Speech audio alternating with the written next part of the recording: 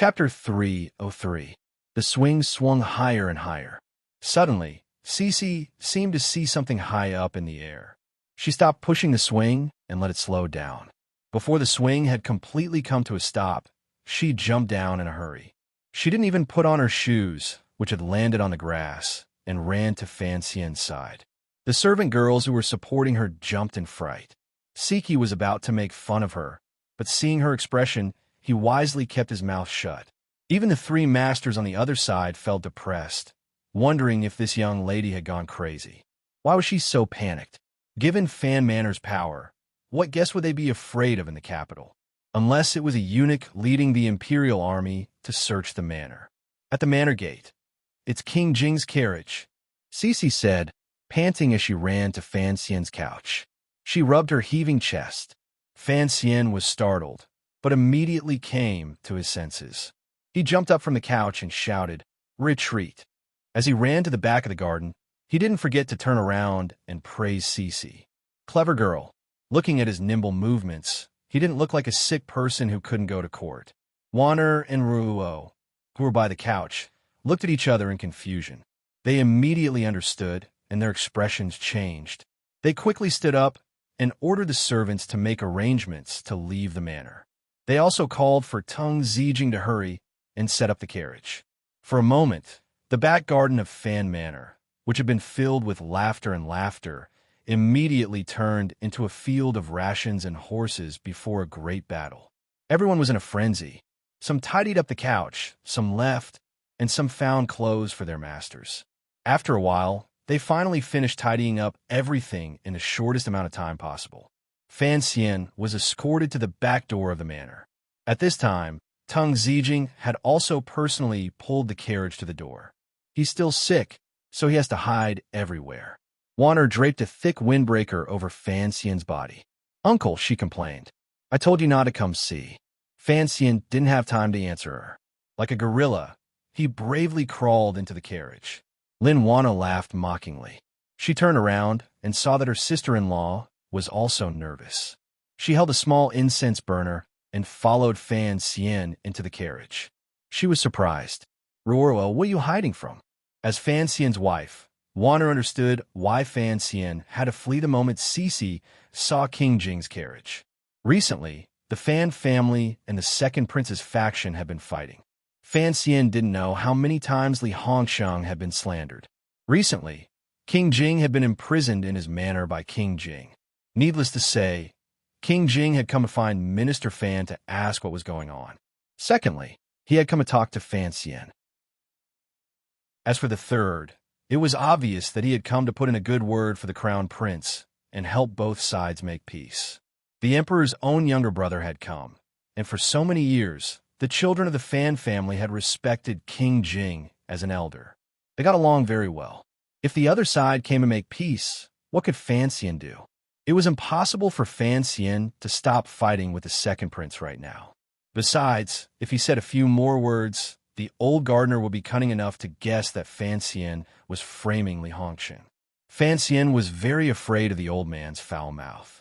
His status and seniority were enough to crush Fan Xian. What could Fan Xian do? So, of course, all he could do was leave. Of the 36 stratagems, escape was the best. Hearing her sister-in-law's question, Fan Ruo, who had always been calm, smiled awkwardly. "Sister-in-law, it would be very awkward to meet him now." Wanner was stunned. She immediately thought of how they had bullied Li Hongshang for a few days. King Jing's reputation had been tarnished by her husband. It would be inappropriate for Ruo to meet her future father-in-law now. She suddenly thought of how her husband and sister-in-law had both gone into hiding. What would she do if she stayed in the manor? No matter what, the person who came was her little uncle and her little uncle's mouth. Wanner shivered. She took her warm robe from Siki's hand, lowered her head, and went into the carriage. The brother and sister in the carriage were shocked. "Why are you in here?" Wanner rolled her eyes. "Uncle is here to punish me. Do you want me to take the blame? I'm not that stupid." The servants of Fan Manor, in and out of the carriage, knew the old prince's temper very well. Seeing their three young masters so frightened, they couldn't help but laugh. Amidst the low laughter, Tung Zijing cracked his horsewhip. The carriage of Fan Manor, with the square and round logo on it, quietly drove out. The faint sounds of a few young people complaining to each other could be heard from inside the carriage. The carriage was very careful not to take the main street. Instead, it took a detour and left the southern part of the city without being seen by the servants of King Jing's family. Seeing the carriage disappear at the end of the street, the servants of Fan Manor at the gate immediately dispersed. Not long after, they heard a voice like a bell ring through the back garden of Fan Manor. I'll**CK them. King Jing stood in front of a large group of uneasy servants. Hands on his waist, he looked at the empty and desolate back garden. There wasn't even a mouse left. He was angry. These little bastards know I'm here, and they're hiding like a fart. Am I that scary?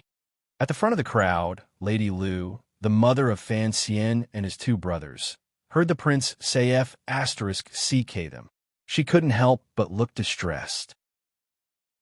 Lowering her voice, she replied, "Your Highness, I told you earlier that those children went to see a doctor in the western part of the city today."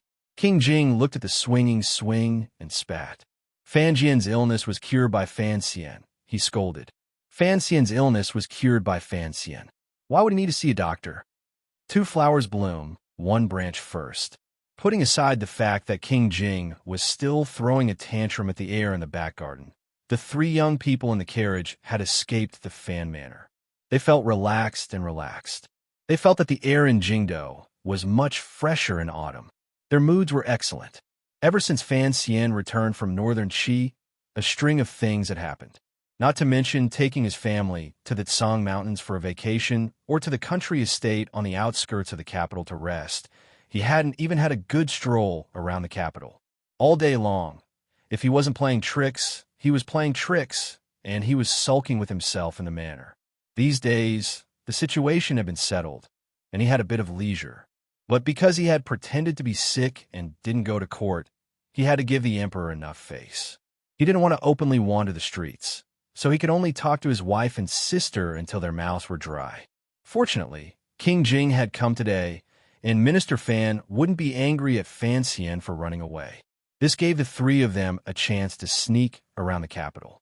Sitting in the carriage, Fan Xian parted the curtains a little. Together with the two girls, they greedily looked at the scenery and people on the street. The stalls selling snacks were constantly yelling, and there were some selling strange things on the corner of the street. It was all peaceful. Wana pouted. "We're out, but it's not convenient to get out. Are we going to just stay in the carriage?" Ruoruo frowned. "It's not convenient for you to show your face in public," she suddenly said. "But you can disguise yourself, right?" Fan Xian laughed and said, "Even if the people in the capital don't recognize me, do you think they can't recognize the two flowers in the capital?" Even though they knew he was lying, Wanner and Ruruo still felt a bit happy. Girls were easy to please. "Let's go eat at Esher Tavern." Wanner was a bit bored, so she suggested, "Let's find a quiet room on the third floor. No one will see us there, and we can enjoy the scenery." Coincidentally, the carriage had just passed by Esher Tavern. Fan Xian looked out the window and suddenly thought of the first time he went shopping after coming to the capital for Danzhou. It was at Esher Tavern with his sister and brother. He couldn't remember what they talked about, but it seemed to have something to do with strength of character. But he did remember giving Guo Baoquan a black fist and buying a pirated copy of Story of the Stone from a friendly middle-aged woman downstairs. The Guo family had already been brought down by him. The Minister of Rights, Guiyu, had been hanged in prison for the spring examination case. But the case hadn't implicated him, so he didn't know where Guo Baoquan had gone. He didn't answer Wanner's question. Instead, he said with some regret, "Esher Tavern, why are there no more booksellers downstairs?"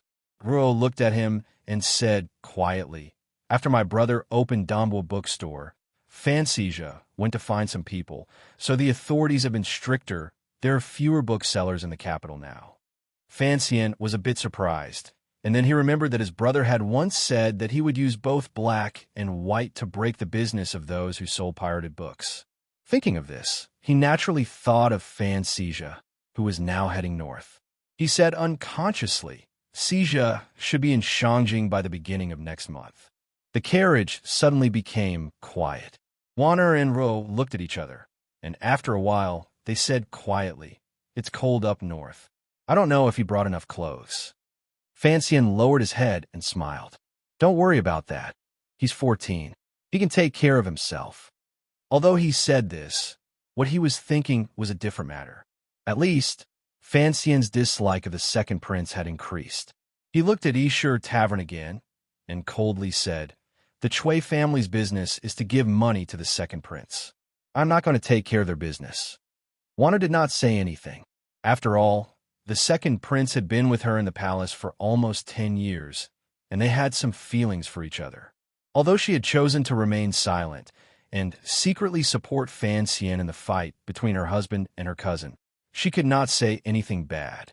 Seeing that the atmosphere was a bit tense, she laughed and said, "If you're not going to support his business, then you should support our own business. Otherwise," she rolled her eyes and teased, "let's go to Baoyu Brothel." Taking his wife and sister to a brothel? Fan Xian was almost scared to death by this suggestion. He coughed and said, "Baoyu Brothel is not my business.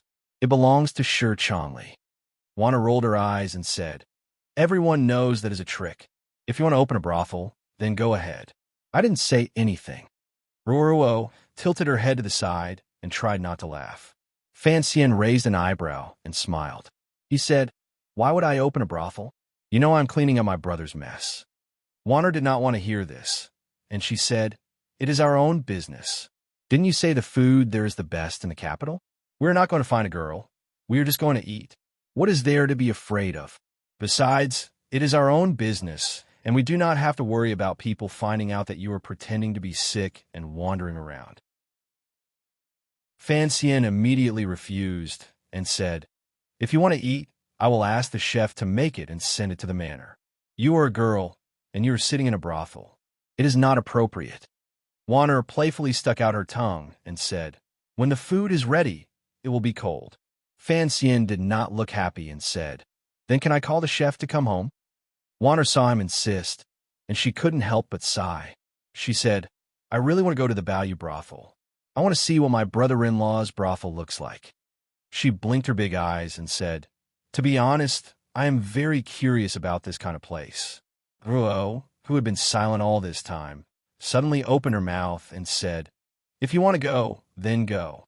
She saw that Fan Xian was about to say something, and so she said, "It is inappropriate for a girl to sit in a brothel, but is it appropriate for a man like you to sit there?" She smiled and rested her chin on her hand. She said, "Besides, I heard from my brother that you let Miss Sang manage the business of the Baoyu brothel. I have not heard her sing in half a year. If I don't go to the Baoyu brothel, where else can I go?" Wanner, seeing that her sister-in-law agreed with her, was emboldened. She asked Fan Xian, "You know I like to hear Sang sing. I haven't seen her for half a year, and now I know she was taken to the Baoyu brothel by my brother-in-law. Please take us there." Oh, then said, "If men can go, then why can't we?" Fan Xian was at a loss for words. He looked at his sister and noticed that she seemed to be getting bolder and bolder. Her way of thinking was different from that of other women in this world. Just from their conversation earlier, it was clear that she was more open, more reasonable, and more feminist than Wanner. Of course, this was all due to the way he had taught her since she was a child. But he always felt that the extraordinary temperament she was displaying came from somewhere else. He gave a wry smile and said, "Actually, there is no harm in going to take a look. You guys know that I am a person who loves to shock the world. But there has been a lot of unrest in the capital recently, and I don't want the imperial censors to have too much to say." Hearing that he had brought up a serious matter, Wanner and Ro sensibly kept their mouths shut. Fan Xian turned his head to look out of the carriage, and he was shocked to find that not too far away was the front of the Baoyu brothel. He couldn't help but laugh at Teng Zijing, who was driving the carriage, and say, "You really brought us here? You only know how to please your mistress, and you don't know how to listen to me. Do you still want to be an official in Donghai County? You should know that your family has spoken to me many times already." Teng Zijing laughed and said nothing. It was Wanner and Ruo who covered their mouths and began to laugh. The Fan Manor carriage arrived at the Baoyu brothel. Although they did not know that it was Fan Xian who was sitting in the carriage, The Bayou brothel's receptionist did not dare to be disrespectful. Even Seacher, who was in her room on the third floor, recovering from the injuries she had sustained in the Capitol government, limped downstairs to wait on them. When she saw that it was Commissioner Fan, who was rumored to be seriously ill, Seacher couldn't help but be shocked. To be able to see the legendary young procuress, the two noble ladies in the carriage were pleased. But they were disappointed to find that Sang one was not in the brothel. She was said to have been invited by some manner to sing. Without this excuse, Fan Sien would not have allowed them to go to the Bayou brothel. But he was a little puzzled. Sang one was now a free woman, and she had secretly joined the Overwatch Council. She did not need to care about the feelings of the nobles in the capital, so why would she go to someone's manor to sing? What kind of manor would have such an honor? The carriage left the Bayou brothel, and seeing the two disappointed ladies, Fan Sien smiled and said, "If you're out to have fun, you should be happy." The Bayou brothel is not the most luxurious place in the capital, and the food the chefs here make is not the best. Before he finished speaking, Warner cut in and said, "Don't try to lie to us. The Bayou brothel is very famous. If you want to say it is not the best, then you have to say it is in the palace." She giggled and said, "I don't mind going into the palace to see those concubines. I haven't seen them for a few days. But husband, aren't you afraid that His Majesty will be furious when he sees you pretending to be sick in the palace?" Fan Sien smiled and pinched her nose, saying, "Don't curse me. I will take you to a place that is more comfortable than the palace. The food they make here is better than the chefs in the palace." The two ladies were shocked and thought to themselves, everything under the sky belongs to the king. How could there be a place more luxurious than the palace? Even if the salt merchants had the power to do so, they did not have the guts to violate the rules. The carriage drove out of the south gate of the capital, and when it reached the outskirts, the people on the road became sparse. The secret agents of the Chinian unit and the guards of the Fan Manor, who were protecting Fan Sien in secret, could not help but awkwardly reveal themselves. They looked at each other, and then uncomfortably followed the carriage not too far behind. They followed the carriage to a quiet mountain in the outskirts of the capital. The closer they got to the mountain, the narrower the road was. It still maintained the standard of the Qing kingdom, but the forest beside the road was even more beautiful. The scenery was beautiful. The yellow autumn grass was mixed with wildflowers that had not yet withered, and the trees with white bark and green branches were scattered behind the grass. Countless layers of color, as if it had been painted by a painter, naturally spread out in the surrounding forest. It was very beautiful. Lin Warner and Fan Ruo could not help but sigh. The scenery here was very beautiful, but why had they not heard anyone mention it? He hadn't even been to this place on his previous excursions. Logically speaking, such a good place should have long been seized by the palace or some high-ranking official to build a residence. Why didn't he know who it belonged to? But looking at the width of the mountain road, they could guess that the residence they were about to go to must be the residence of someone extraordinary. But seeing that Fan Sien was still deliberately mystifying them, the two women were a little unhappy, so they shut their mouths and did not speak to him, only admiring the scenery around them. The mountain road gradually came to an end, and the carriage turned into a forest. A very large manor suddenly appeared in front of them. It was like the residence of an immortal, suddenly removed from the clouds of magic, appearing in front of the eyes of mortals. The buildings in the manor were not tall, but they were distributed very well. They were mixed with the short trees and stones in the garden, complementing the principles of nature. Although not ostentatious, the details of the eaves, corners, and doorknobs clearly revealed a noble atmosphere. "How is it compared to the palace?" Fan Sien asked with a smile. Lin Warner closed her mouth in surprise and laughed mockingly. "Each has its merits, but this is not our manor. What are you so proud of?" Fan Sien waved his hand. "The owner of this place said that he would give it to me in the future. But there is something wrong with this place, and I do not want to move here." At this moment, even Ro was shocked. "What is wrong with this?" she asked in surprise. "There are too many women," Fan Sien said seriously. "Who knows how many beautiful women are hidden in this manor?" Ignoring the shock of the two women beside him, the carriage stopped under Fan Xian's command. He got out of the carriage under the gazes of the two women. He took out the commissioner's insignia from his waist and abruptly extended it into the grass to the side. Like a magic trick, a person appeared out of the grass. The person was wearing very ordinary clothes, like a woodcutter commonly seen in the mountains. The woodcutter carefully examined the insignia and stared at Fan Xian for a long time. Then, with great embarrassment, he said, "Sir, this is a dead rule. Please forgive me. I am not blaming you," Fan Xian said with a smile. "My wife and sister are in the carriage." The woodcutter did not dare to respond. He respectfully retreated and found another unremarkable hiding place. The carriage began to move again, following the mountain path toward the manor. The road was incomparably quiet, but at this moment, the two women in the carriage could guess that this road was no less guarded than the palace. It could even be said that there was danger at every step. Even if a small army wanted to attack, they would probably return in defeat. Of course, these two women were exceptionally intelligent. At this moment, they had finally guessed who the owner of this manor was. To be able to enjoy more luxurious things than the palace, to be able to live in such a garden, to be able to have such strict security other than the owner of the Overwatch Council. Who else could it be? Behind the carriage, the two groups of people who were in charge of protecting the carriage also wisely stopped in their tracks. They helplessly squatted down and began to herd the goats. Since they were already here, there was no need for these people to be bodyguards. The leader of the Chinian unit, Su Wenmao, nodded to the leader of the Fan Manor Guards. The leader of the guards returned the greeting with some embarrassment. "Be content." Su Wenmao smiled to the people on the other side of the road. "For people like us to be so close to the director's courtyard is all thanks to the commissioner's good fortune." Of course, the leader of the guards glanced at the beautiful manor in the distance with some envy. Then, they sat on the grass and began to chew on grass. Bored, they looked up at the sky and yawned.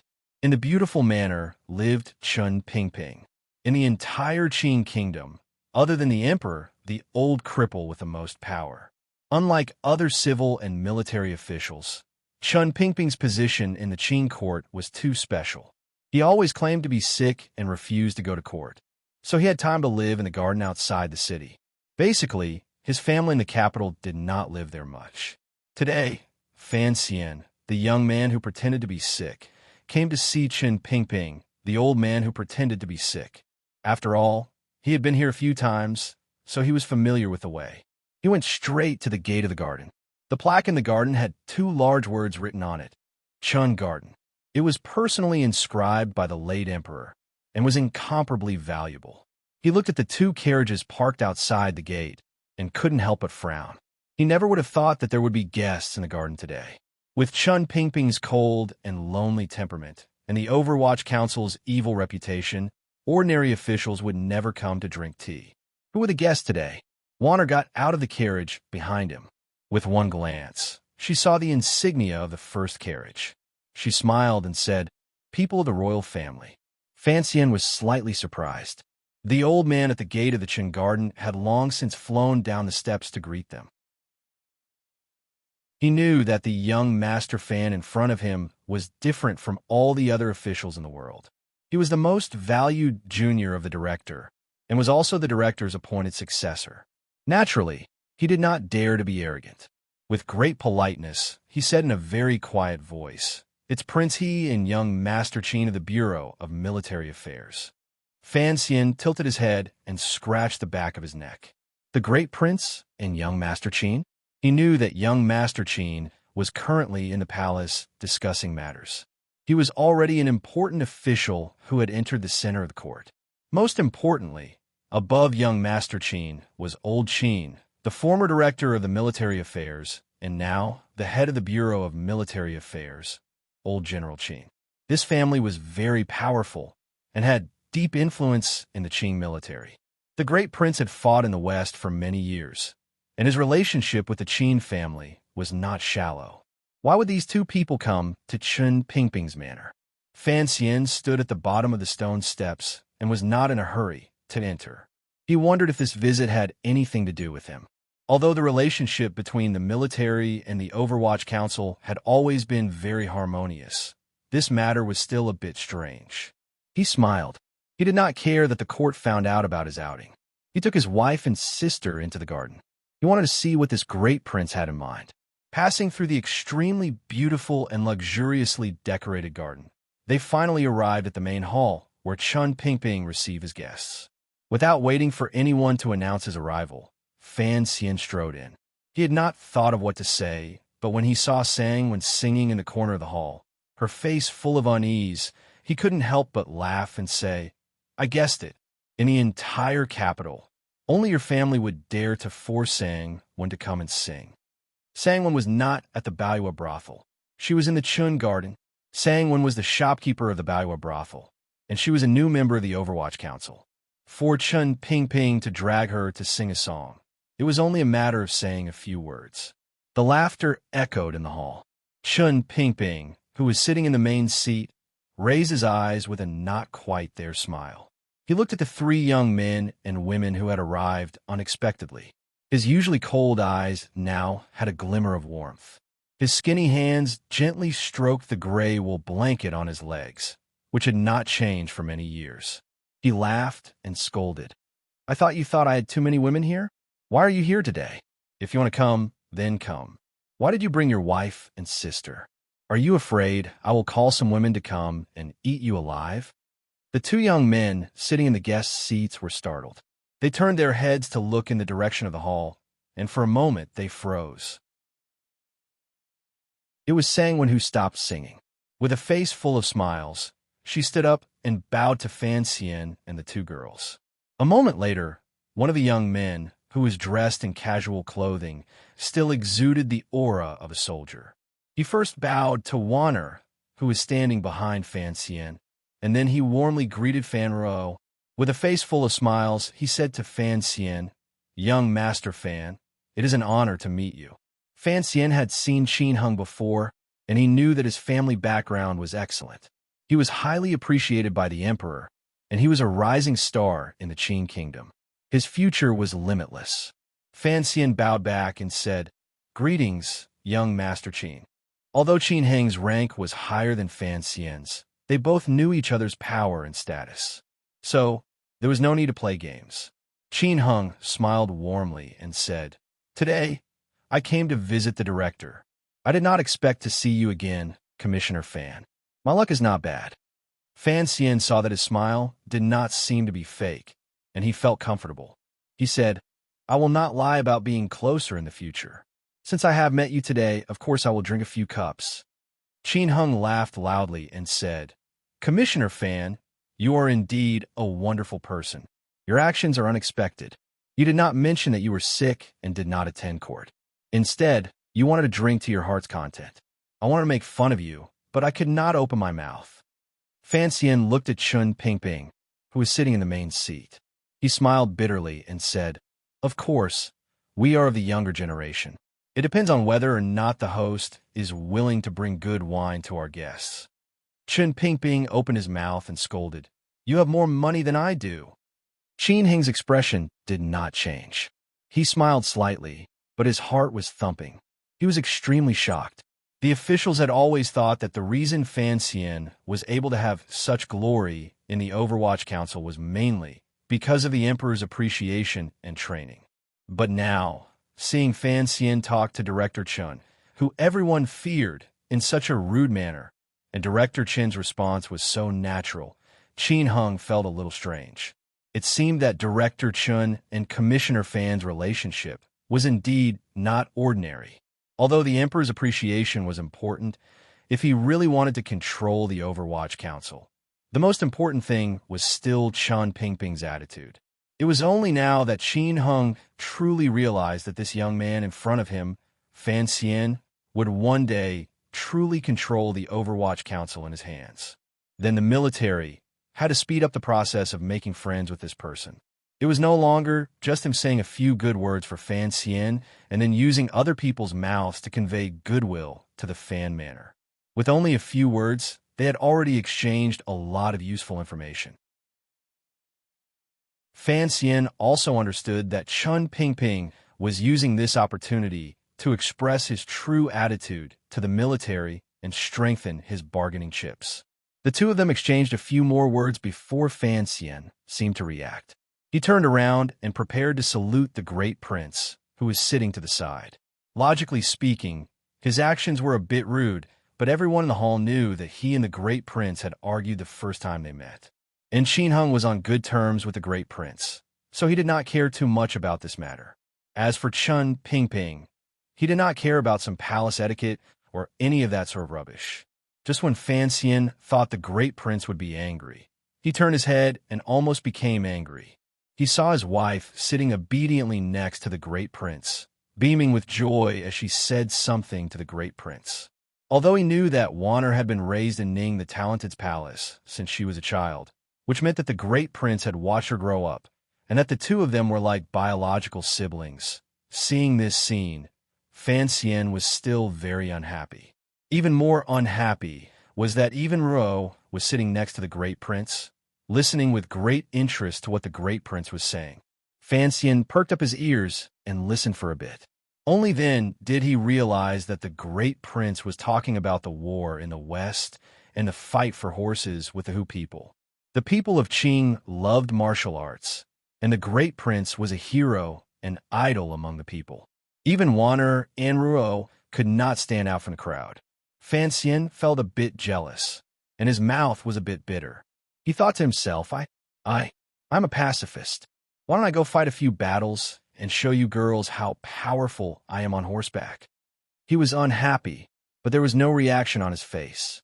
Instead, he laughed and very naturally bowed to the great prince. He said, I am Fan Xian. Greetings, great prince. Prince he. When the great prince saw Fan Xian, he was already a bit depressed. Hearing his tone, he couldn't help but say, I say, Fan Xian, did I offend you somewhere? When you see me, do you feel unhappy if you don't say a few words to me? He turned his head to Lin Wanner and said, Chinner, the husband you married is not very good. Lin Wanner and the great prince were very familiar with each other. Hearing him talk about her husband, she was not going to let it go. She picked up a fruit from the table and stuffed it into his mouth. She said, How can you talk about your brother-in-law like that when you see him? Fan Xian laughed. Brother-in-law sounded better. He went to sit below Ruruo.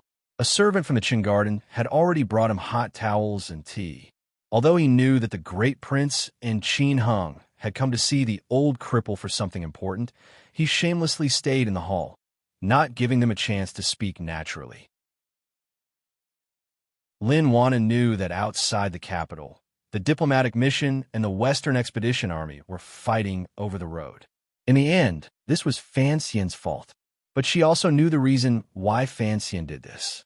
Now that he had the second prince as a target, there was no need for Fan Xian to offend the great prince. Furthermore, she did not want to see her husband and the great prince, who was the closest to her, in conflict.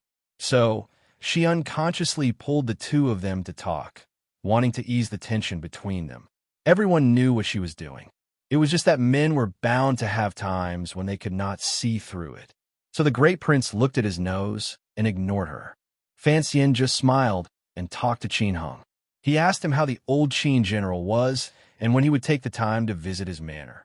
Chun Pingping looked like he had fallen asleep. He was half lying in his wheelchair. It was strange. Even in his own luxurious home, he still insisted on sitting in his wheelchair instead of the more comfortable couch. Seeing this, Lin Wanner could not do anything. She could only sigh. Ruruo, on the other hand, began to laugh. The great prince, who was good at fighting, and the great prince, who was a popular official in the court, were fighting like two little boys. It was a very funny scene. In the end, even Qin Hung felt that he could not talk to Fan Xian anymore. The great prince suddenly said coldly, I heard that Commissioner Fan has been sick in bed recently and cannot go to court. Even the Imperial Censorate cannot defend you. I did not think that you would be so interested in traveling today. Fan Xian yawned and said, I will go to court tomorrow. Tomorrow. Qin Hung was shocked. He thought to himself, Are you not going to play sick anymore? Then tomorrow, there will be a good show to watch in court, but I was dragged to Qin Garden by the great prince.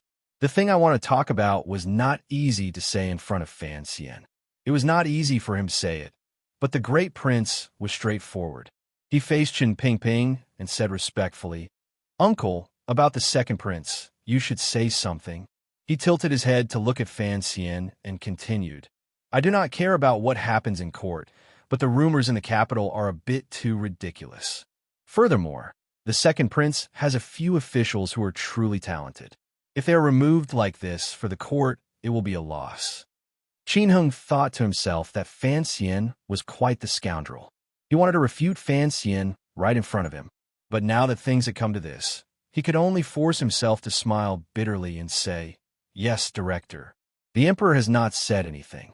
If you do not show yourself and things continue to get out of hand, it will not look good for the court." Fan Xian smiled. These two were very straightforward. The great prince and Qin Heng's intentions were very clear.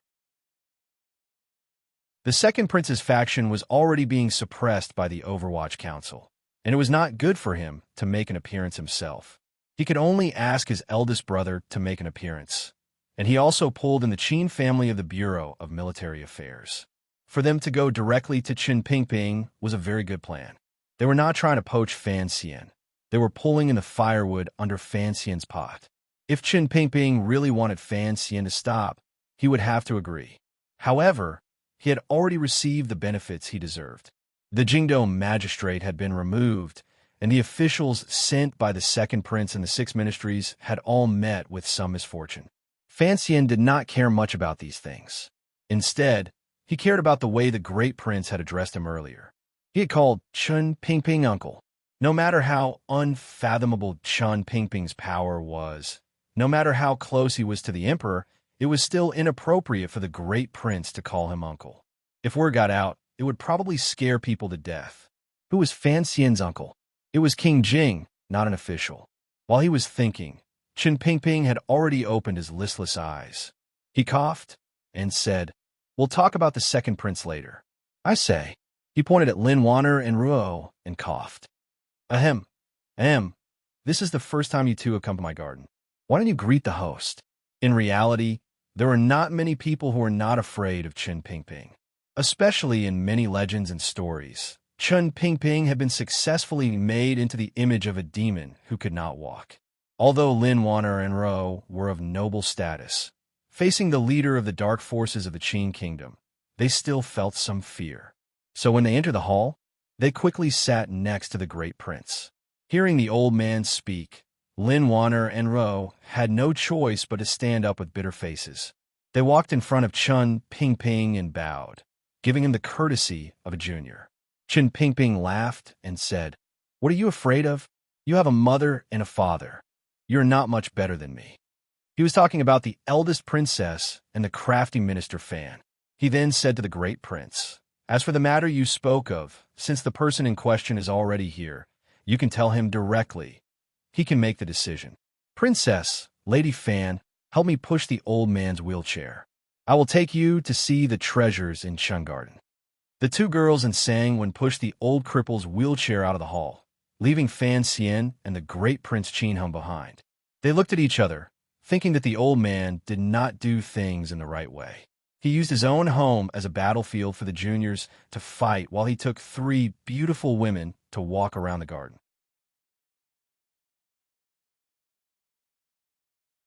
Chapter 304. Qin Hung was a smart man. Otherwise, no matter how prominent his father's position in the military was, he would not have been able to sneak into the great prince's office at the age of 30 to discuss official business. So he stood up calmly and raised his hands in salute to the great prince and Fan Xian. He said, "People have 3 urgent needs. You guys talk first." Without waiting for the two of them to reply, he had already taken steady steps and did not reveal any strange emotions. Like a gust of wind, he swept past the corner of the hall and, under the guidance of the servants in Chun Garden, went straight to the latrine. Fan Xian couldn't help but laugh. He thought of how he had caused a ruckus in the Ministry of Justice Yamen. The vice official of the Supreme Court, who had represented the military to make trouble for him, had, in the end, seen the conflict escalate and fled. It looked like the Qin family had already studied this trick to perfection. The atmosphere in the hall was a bit heavy. In the end, it was the great prince who broke the silence. Slowly, he said, "Qin Hung and I have both been through war. Us soldiers are straightforward, so we speak frankly. I don't like to see soldiers throw their lives away and spill their blood while the nobles in Jingdo attack each other and make the country restless. If there is a fight between factions, no matter who wins or loses in the end, the talents in the court will always suffer some losses." Fan Xian tidied up his clothes and sat for a few breaths as if thinking about something. Only then did he slowly open his mouth. He couldn't help but carry a glimmer of coldness in his voice. "Prince Hutchings, meaning, I understand. However, presumably you know the cause of this matter. The soldiers have gone into the fire and knives for the court. Are the officials of the Overwatch Council not the same? I think that the secret agents of the council in a foreign country face no less danger than the soldiers of the Western Expedition Army. I am a member of the Overwatch Council. Although my temperament is not straightforward, I am not someone who naturally likes to play tricks. If you want me to go to the north to do things for the court, I think I will be happy. But if someone comes to provoke me, even if this power comes from within the court, I will not be lenient." The great prince was silent. He suddenly raised his head and prepared to say something. Fan Xian waved his hand and said, "It is only a fight of interests. It has nothing to do with the peace of the country. I am a commissioner of the Overwatch Council. If I cannot even protect my own interests, how can I prove that I have the ability to protect the interests of the court? To protect His Majesty's interests?" He then sneered, "Your Highness, don't say that it doesn't matter who wins or loses. If the other party is aggressive and I'm beaten to the point where I can't fight back, are you willing to be my lobbyist?" The great prince furrowed his brows. His already tanned face appeared even darker. "Fan Xian, you need to be clear about your role. You are an official. When you do things, you need to know your limits." These words were actually very common. In the eyes of the princes, Fan Xian's actions had already been a bit excessive. Furthermore, as an official, the courage he had displayed in this matter was a bit too strong. The great prince thought that his warning to Fan Xian should have been a form of goodwill. He had no idea that because of Fan Xian's background, he would often hear such words, which were particularly ear-piercing. "I am a subject." Fan Xian stared into the great prince's eyes. "But in front of me, this so-called difference between a ruler and an official is that the ruler is the emperor and the crown prince is the future emperor. Aside from these two, I believe that everyone else, including you, is an official. There is no essential difference." The great prince looked at Fan Xian with some surprise. It seemed that he had not expected Fan Xian to say something like this. He narrowed his eyes, and a cold light flashed in them. "For Chun'er's sake, I must remind you again. If you get too involved in the emperor's family matters, it will not be a good thing for the Fan family in the future." Fan Xian smiled. "The emperor has no family matters. Does your highness not understand this?" The great prince choked on the words "the emperor has no family matters." He angrily slapped the armrest of his chair. Fan Xian narrowed his eyes and said evenly, "The furniture in the director's house is all antiques. Your highness, please go easy on them." The great prince was stunned. After a moment of silence, he shook his head. "Fan Xian, perhaps I have underestimated you." Fan Xian was slightly surprised. "Why do you say that? My ambition is to be on horseback. If the military wants to beautifully attack everywhere on the stage of the world, we need a stable rear," the great prince said with narrowed eyes. The great prince narrowed his eyes and said, "That is why many people, including me, believe that the court needs peace. These past few years, I have been far away in the West, but I know that although the court is somewhat unstable, it can always be controlled within a certain range. Until you came to Jingdo." Fan Xian shook his head and smiled. He did not know how to respond. "Your appearance was too sudden. Your rise was also too sudden." The great prince looked at him and said, "It was so sudden that most people in the court were not prepared, and you already have enough power to break the balance." Finally, the great prince said the central idea of the day.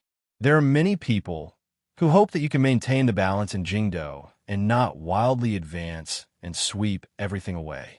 Fan Xian fell silent. He knew that what the great prince said not only represented his attitude, but also the attitude of the vast majority of people in the military. From Danzhou to Jingdou, in less than 2 years, he had already taken control of the Overwatch Council and made a name for himself. Putting aside the question of whether or not he would be in charge of the palace treasury next year, his current ability to control both civil and military meant that he already had the ability to call the wind and summon the rain in the officialdom. And this time, in the battle with the Second Prince's faction, the current trend of victory and defeat allowed his power to be displayed to the fullest. If a young official had the ability to easily defeat a prince, it would always make the other powers in the officialdom feel a trace of fear. The military's message for him to go easy on the Second Prince was not a threat, nor was it a protection of the royal family's dignity. It was a test to see if he, the person who would take over the Overwatch Council in the future, was rational enough and sincere enough to maintain the balance of the Qin Kingdom. After all, the military and the Overwatch Council had always been on good terms. It could even be said that how many of the Qin Kingdom's soldiers could survive on the front lines was directly related to the wisdom and bearing of the leaders of the Overwatch Council. Have you thought about why I am fighting this battle this time? Fan Xian did not call the Great Prince Your Highness, nor did he take the Great Prince's warning to heart. Instead, he asked this question with a smile. The Great Prince frowned slightly. He had not thought deeply about this question, but now that Fan Xian had asked him, he understood. The Overwatch Council had never interfered in the battles between the princes. Thinking of all the possibilities, he suddenly raised his head and looked at Fan Xian with some surprise. Fan Xian was slightly startled. It seemed that he had not thought that the Great Prince would be so ignorant of the tricks of power, but he still wore a smile on his face. I just want to vent my anger, and at the same time, wake someone up a little. After an extremely long period of silence, the eldest prince's brows suddenly twitched as if he had understood something. He actually laughed out loud, and then calmly said, "That second brother of mine is actually a smart person. This time, he suffered such a great loss at your hands. I believe it will make him wary. Perhaps there will be some unexpected results." They were both smart men, and Fan Xian immediately understood the hidden meaning in these words. After thinking for a moment, he said evenly, "Perhaps. Your Highness and I have some intentions. But whether or not the Second Prince will be able to obtain those benefits depends on how you persuade him." The Great Prince looked at him with great interest. It seemed that he had admitted this, but he did not dare to believe it. He said doubtfully, "I just don't understand. Why are you so worried about this matter?" Fan Xian thought to himself, even if they were brothers, it was not easy for them to be reborn. Were they really going to watch Xuanwu Gate unfold? But no matter what, he could not bring himself to say this reason, so he could only laugh it off. Besides, he was still wary of the Great Prince. Although everyone in the court knew that the Great Prince was the most broad-minded, only interested in martial arts, and had never coveted the throne, he was, after all, the son of that traitorous emperor. Who knew what he was really thinking? Where it is possible to forgive, forgive. The Great Prince glanced at Fan Xian meaningfully. Given his status, it was not easy for him to speak on behalf of the Second Prince in such a manner. Fan Xian smiled and nodded. He knew that he could not kill the Second Prince, so he did not mind doing him a favor.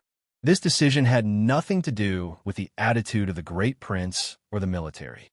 It was purely because the emperor in the palace was watching him. Big Brother is watching you. Fan Xian had given the military enough face, and the Great Prince could not say anything more. After all, he knew that his second brother was not someone to be trifled with. In the end, the Fan family had paid a great price for this. If they did not reap any benefits, they would not give up. But after the matter was settled, the two unfamiliar people sat in the hall of the Qin Garden. They could not find a topic to talk about, and the atmosphere was a bit cold and awkward. Qin Hung left to pay his respects for a very long time. The two of them sat in chairs, drinking tea without much taste. Suddenly, Fan Xian said, "How has the Great Princess been? I have been busy with official business and have not been able to pay my respects. Please, Great Prince, send my regards. In officialdom, choosing a topic to talk about was a very learned thing. Fan Xian picked this matter to talk about for a reason. As expected, the Great Prince said seriously, "Sir Fan, you escorted me to the south. I thank you." This was Fan Xian's strength. Only by choosing an appropriate topic could he effectively close the distance between them. At the same time, he had to make the other person feel indebted to him. He smiled and said a few humble words. He then began to talk about the scenery in the north with the Great Prince. The marriage between the Great Prince and the Great Princess of Northern Qi was set for next spring. At the moment, the Great Princess was basically living in the palace. She had seen the Great Prince a few times. According to the rumors in the capital, this political marriage seemed to be quite satisfied with each other. Fan Xian had been the envoy last time, so according to the traditional view of the Qing people, he was the Great Prince's matchmaker. After a shallow conversation, Fan Xian's impression of the Great Prince changed a little. As a prince, it was rare to see him so open and direct. Perhaps it was because his birth mother was not very noble. Back then, she was just a prisoner of war in Dongyi. The Great Prince did not have the noble air of the second prince, the third prince, or the crown prince. On the contrary, he was much more straightforward. When he spoke, his voice was powerful and loud. He did not pay much attention to hiding it. No wonder his wife was the best friend of this prince, Fan Xian thought. A smile rose on his face as he chatted with the Great Prince. Hearing the Great Prince's enthusiasm when it came to military matters, Fan Xian could only sigh to himself. He knew very well that he did not have much talent in military matters.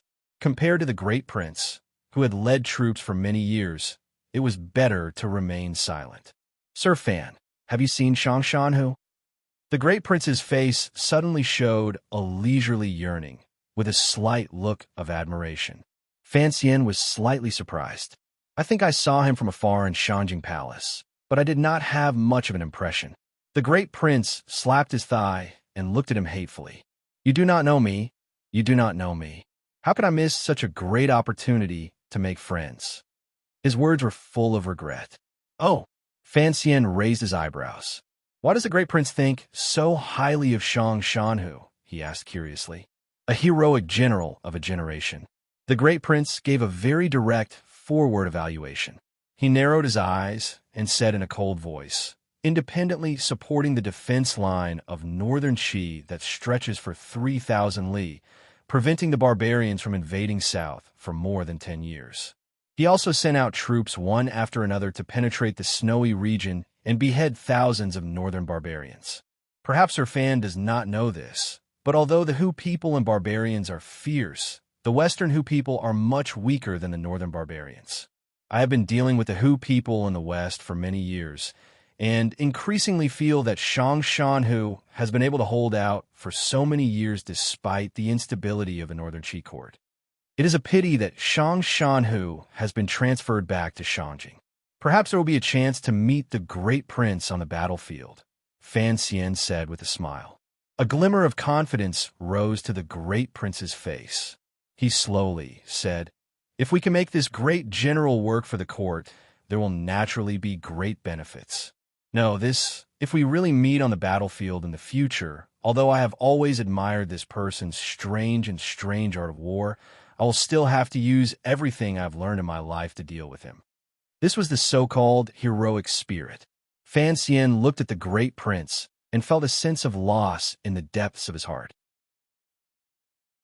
He knew that what he had learned since he was a child had gone in the wrong direction. With the ideas of his previous life at work, it would be difficult for him to cultivate the heroic spirit that had been forged in the fires of war in this life. But he also had his own confidence. He smiled and said, "Although I have never learned Shang Shanhu's military tactics, seeing how he killed Shen Zhong in the rain, this person does indeed dare to act strangely. He is silent, like a sudden clap of thunder, catching everyone by surprise. He is decisive and resolute in killing. He is truly a master." The Great Prince gave a faint smile and looked at him strangely. "The provost of Northern Qi's Discipline Commission, Shen Zhong?" I'm afraid this matter has something to do with Commissioner Fan. Xinzhong's death was the first step in Fan Xian's and Haitong's plan. There were actually some people who suspected the role the Kingdom of Qin played, but now that the Great Prince had pointed it out, Fan Xian still felt a chill in his heart. He smiled and played dumb. Your Highness should know that people like us do things that cannot be seen in the light. We are not as valiant as your Highness or that Shang Shanhu, but sometimes we can help the court. The Great Prince stared into his eyes and suddenly said, "This is why I said earlier that I underestimated you." Although Shang Shanhu was insufferably arrogant, he was still used as a puppet by Commissioner Fan. Master Fan, the way you do things is indeed unfathomable. Shang Shanhu's assassination of Shenzhong in the rainy street had been cleverly arranged by the Emperor of Northern Qi and Haitang. But if the world misunderstood that he had played a more important role in it, it would raise his fearsome image and other people's assessment of his strength to another level. Of course, Fan Xian would not let such an opportunity pass him by. He laughed shamelessly and agreed. I hear that Master Fan is a 9th-level warrior? The Great Prince looked at Fan Xian, his eyes full of meaning. Fan Xian tilted his head slightly and laughed lightly. Your Highness, I have no interest in fighting with you. No matter who wins or loses, it will be a loss to the court.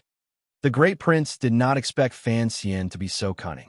He immediately understood what he meant, and then used the words he had said earlier to shut his mouth. He could not help but feel depressed. He was a man who loved martial arts, and of course he wanted to compete with Fan Xian, who rarely fought. There are many people who want to teach me a lesson. Fan Xian thought about how he might run into the shadow in a bit, and smiled bitterly. Not many, Your Highness. Just yawn and let me go. The Great Prince was surprised again. He had always been a cheerful and direct person, and he liked to make friends. But he was a prince, and he had a murderous aura built up from years in the army. Not many officials dared to speak freely to him. But this Fan Xian in front of him, outside the gates of the capital, had not been very respectful to him. Today, in Chen Garden, he had not been very polite. He laughed and cursed. It was as if he did not see the Great Prince as a prince. He took a deep breath. He felt that the world was indeed different. At least around this young man called Fan Xian, the world was different. Master Fan, your words are interesting. I like talking to you. The Great Prince saw that Qin Hung had finally returned. He smiled and stood up. You give me face, and we will forget about the fight for the road outside Jingdou. But in the future, if I want to talk to you, you better not play sick or go to the bathroom. Fan Xian smiled and bowed. I dare not disobey. The Great Prince's words are more interesting than those others. Those others were, of course, the other princes of the Emperor. The Great Prince did not say goodbye to Chun Pingping. He knew that this strange director did not care about these empty courtesies. He left Qin Garden with Qin Hung. Before leaving the garden, Qin Hung said something to Fan Xian in a quiet voice. They set a time for him to go to the Qin Manor. They got into the carriage and drove out of the most heavily guarded mountain road outside Qin Garden. They passed by the guards of Fan Manor and the members of the Qinian unit of the Overwatch Council, who were squatting in the grass like bandits. Only then did the Great Prince put down the curtain and coldly said, Fan Xian is indeed different. Qin Hung smiled and said, according to Father, the stronger Fan Xian is, the better. Otherwise, in the future, the Overwatch Council will be controlled by a good-for-nothing. I'm afraid the old men in the Bureau of Military Affairs will die of anger. Our brothers in the army will not have a good life either. The Great Prince nodded and suddenly sighed. After leaving the capital for many years, I am not used to it. I don't even have anyone to talk to. Most of his bodyguards had been dismissed, and the establishment of the Western Expedition Army had also been disbanded. The Ministry of War had transferred soldiers to the Sioux border in the west. He was now in the capital, and his situation was somewhat similar to that of the great general in the north. However, he was a prince after all, and compared to Shang Shanhu, his treatment and status were naturally much better. How was your talk with Commissioner Fan? Not bad. The Great Prince said, your father should be able to relax. Even if Director Chun were to retire, I believe that with Fan Xian's ability, the Overwatch Council will still be able to maintain its efficiency and support the work of the army. Qin Hung shook his head. I believe that as well. But in my opinion, this Sir Fan Jr. might be even better. Sir Fan Jr. is meticulous and has made friends in many different countries. His martial arts are already at the level of a 9th-level fighter. He also has perfect control over the affairs of the Overwatch Council. Don't forget his identity as the immortal of poetry. He is a leader of the literati who was given books by Master Zhuang. In the future, he will become the director of the Overwatch Council. Such a person, he said, his face full of disbelief, has never appeared before. I think in the future, he will go even further than Director Chen. The great prince sighed and said, Don't forget, next year, he will take over the palace treasury. But to put him in the eye of the storm, to receive the attention of the world and arrows from the dark, I don't know what father is thinking. Now that the emperor had been brought up, Qin Hung could not continue the conversation.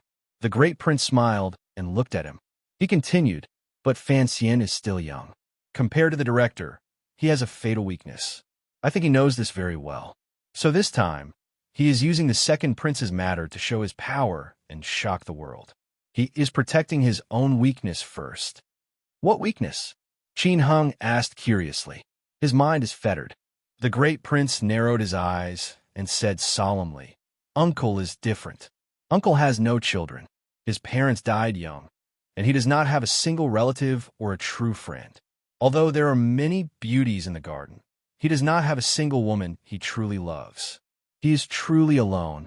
The enemies cannot find Uncle's weakness, so how can they defeat him? But Fan Xian is different. He has a wife, a sister, a family, and friends. These are all his weaknesses. Qin Hing thought about it. It was true. In the entire Qin kingdom, no one knew who Qin Pingping had truly cared about in his life, other than the emperor. No relatives, no friends, no love. This kind of life must not be easy. Qin Hung was not an old man. Thinking about this, he felt a bit sad. It is not easy for the director, the great prince said with a respectful expression. For Fan Xian to reach this realm, he is still far from it. In the Chun garden, singing was mixed with the sound of stringed instruments. It was as soft as a powerless cloud, greasy and slippery as it floated in the air. A dozen or so beauties dressed in luxurious clothing were singing and dancing on a platform in the middle of the lake. Qin Pingping sat in his wheelchair, accompanied by Wanner and Ruo. He looked at this scene with a face full of enjoyment. Sangwon was holding a harp and playing a song for the dancing girls. What an easy and carefree life of a noble. In the carriage that left the garden, the two young men from the Qin Kingdom's military felt great sympathy for Chun Pingping's life. Fan Xian walked over from the other side. Chun Pingping gently clapped his hands, and the singing and dancing immediately ended. Another beautiful woman carefully led a few female guests to the back to rest. Wana knew that Fan Xian must have something to say to Director Chun, so she followed the beautiful woman. Before she left, she looked at Fan Xian, wanted to ask him how his conversation with the great prince went. Fan Xian smiled and nodded, putting his wife's heart at ease. He walked behind Qin Pingping and consciously put his hands on the back of the wheelchair. He asked, Where are we going? Qin Pingping raised his withered hand and pointed to the forest on the east side of the garden. Fan Xian silently pushed the wheelchair in that direction. The old man and the young man did not speak. It was still early, but the autumn sun was still cold. It shone down from above the forest, dragging the wheelchair and the person's shadows. The wheels of the wheelchair squeaked as they rolled over the shadows. He calls you uncle. Fan Xian pushed the wheelchair and walked slowly through the sparse, leafless autumn forest. He smiled. Aren't you afraid of the Imperial Censorate reporting you? That's a big crime. You're afraid of the Imperial Censorate reporting you? It's not like you'll lose 2 layers of skin. If all the memorials to me were kept, I'm afraid the Emperor's royal study would be full. Qin Pingping expressionlessly said, He calls me uncle. That is the Emperor's permission. No one can say anything. The Emperor's permission? Fan Xian was a little surprised. Qin Pingping turned his head and glanced at him. He said lightly, Ning the Talented was a prisoner of Dongi. During that northern expedition, the emperor almost lost his life in the mountains and rivers of the north. It was because of Ning the Talented that he made it through. Later, the great prince was born. Fan Xian had heard this story before. He knew that when the emperor was in desperate straits, it was he who pushed the withered old man in the wheelchair and led the Black Knights to rescue him from the north. After thinking about it, he understood a little.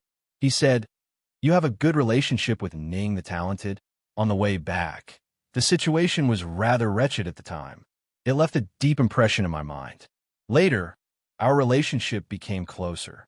Qin Pingping was still expressionless. At the time, it was impossible to escape with a prisoner.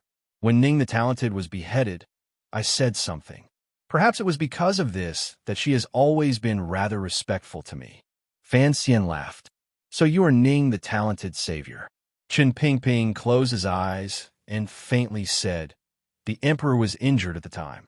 His body was as hard as a block of wood. He couldn't move at all. As for the matters of wiping his body and urinating and defecating, he had to leave behind a careful woman to do it.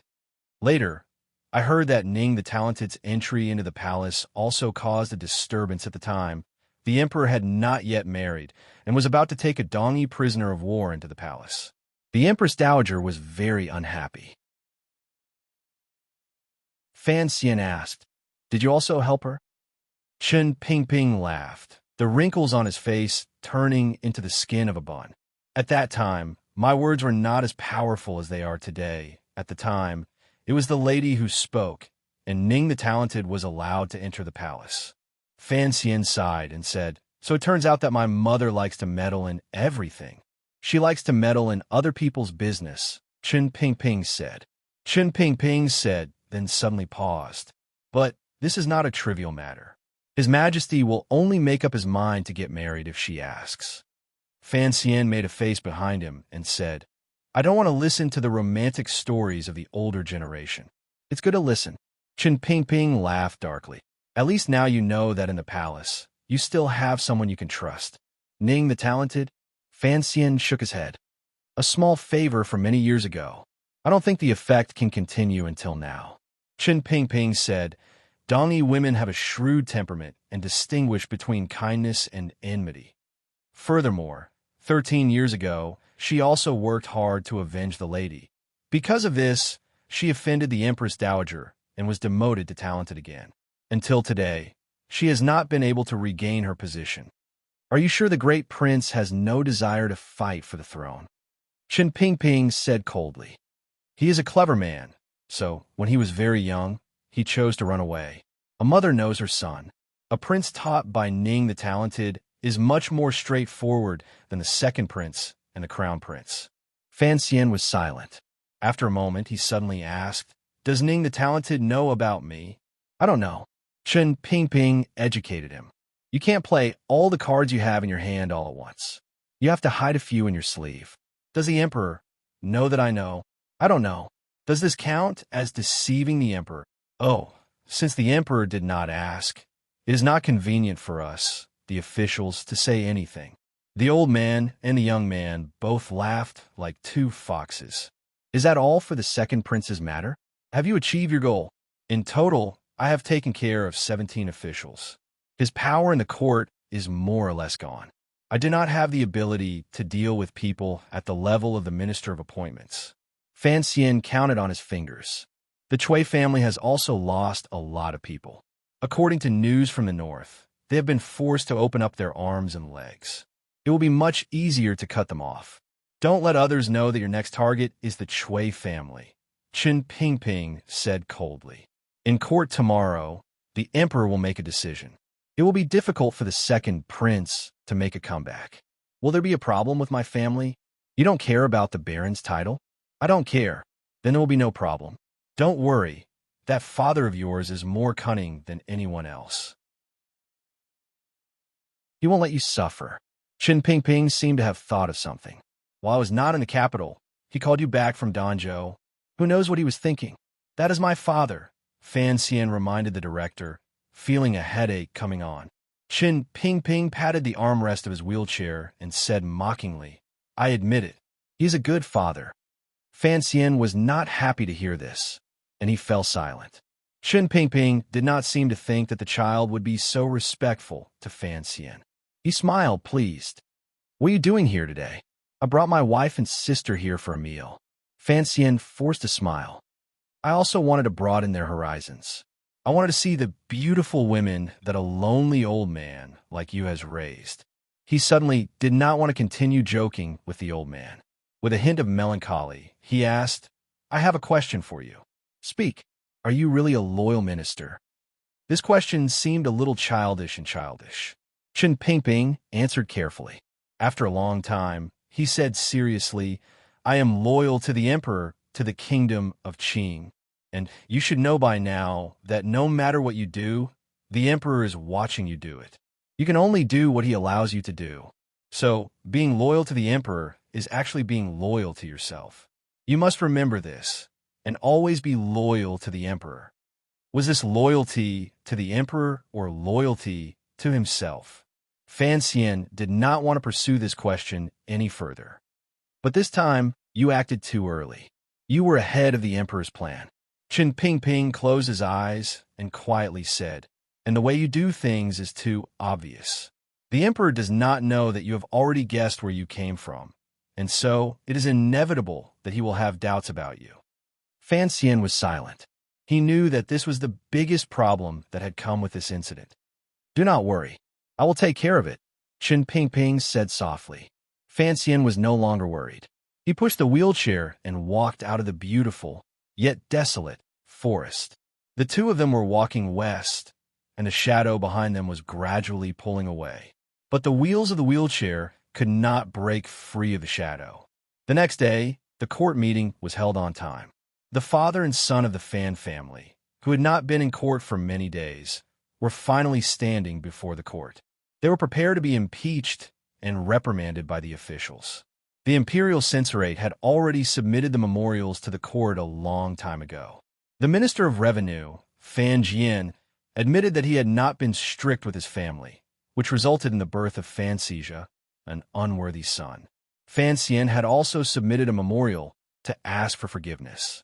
But as for the other accusations, the Fan family did not accept any of them. After all, the murder of the capital's magistrate and the murder in the rain was not something the Fan family had any evidence against. Everything had been done very cleanly, and it was more than enough to shut the mouths of the censors. On the contrary, compared to the accusations the Fan family made against the second prince, the Fan family had a hard time dealing with them. After all, it was Xie Baiyan, one of the 8 generals, who had murdered the second prince outside the capital government. And Xie Baiyan had died in prison. One accusation after another was made against the second prince. What puzzled the courtiers was that the second prince's attacks were not ferocious, and all of his counterattacks were superficial. After a while, everyone guessed that the two sides must have reached some sort of secret agreement. In other words, the second prince had admitted defeat. The emperor sat on his throne and listened quietly. It was only when Fan Xian stepped forward to ask for forgiveness that his eyes flashed with an unreadable expression. Not long after a discussion with the emperor himself, the matter had come to a conclusion. The Minister of Revenue, Fan Jian, was not strict with his son and allowed him to commit murder. But because of his many years of hard work and the fact that he was the first to be promoted, he was given a lighter punishment.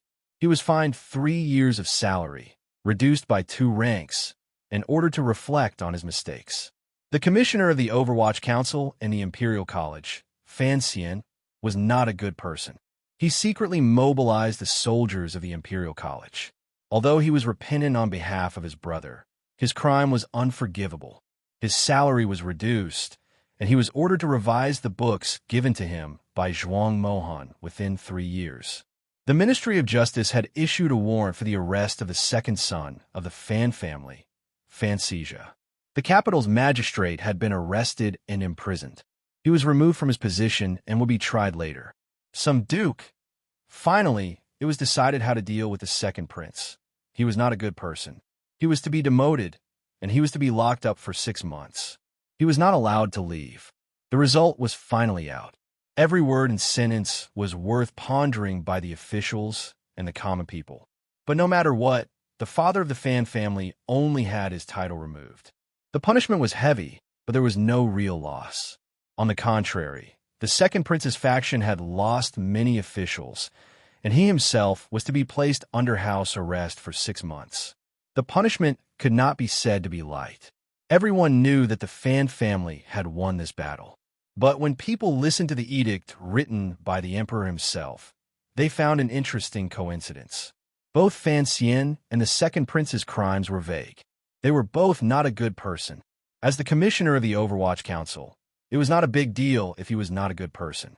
But as a prince, it was a big deal if he was punished with not a good person. The winds of the court changed. Everyone knew that the second prince was no longer as favored by the emperor as he had been in the past. However, the emperor also did not summon Fan Xian to the palace alone again. People couldn't help but wonder, could it be that the two tigers were fighting and both were injured? Would Fan Xian's extraordinary royal favor come to an end here? But Fan Xian did not seem to have any reaction. He stayed in the Imperial College all day with a smile on his face, organizing books with the teachers. Occasionally, he would go to the Overwatch Council to take a look. He also took 2 days to visit the manor of General Qin of the Bureau of Military Affairs, and then he took Wanderer and his sister to the palace to visit various concubines. Coincidentally, he met the Great Prince in Shufeng Palace, where the Great Princess of Northern Qi was temporarily staying. Of course, when he entered the palace this time, he did not see the emperor. Secretly, he was still discussing many things with Sir Yin Jr. The arrangement of the smuggling routes in the north of the palace treasury had gradually entered the main topic. They were waiting to cut off the hand of the Chui family, which would cut off the largest source of income for Xinyang and the second prince. As for the matter of the Jinqi in his body, he was also attentively attending to it. At the same time, he was waiting for teacher Fei Jie's reply to see if he would take the medicine or not. In less than 2 days, in a cold autumn wind, the long-delayed Chrysanthemum Appreciation Festival finally began.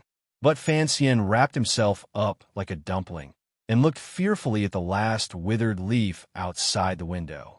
He thought to himself, in this damned cold weather, how could there be chrysanthemums that didn't care for their lives that would bloom?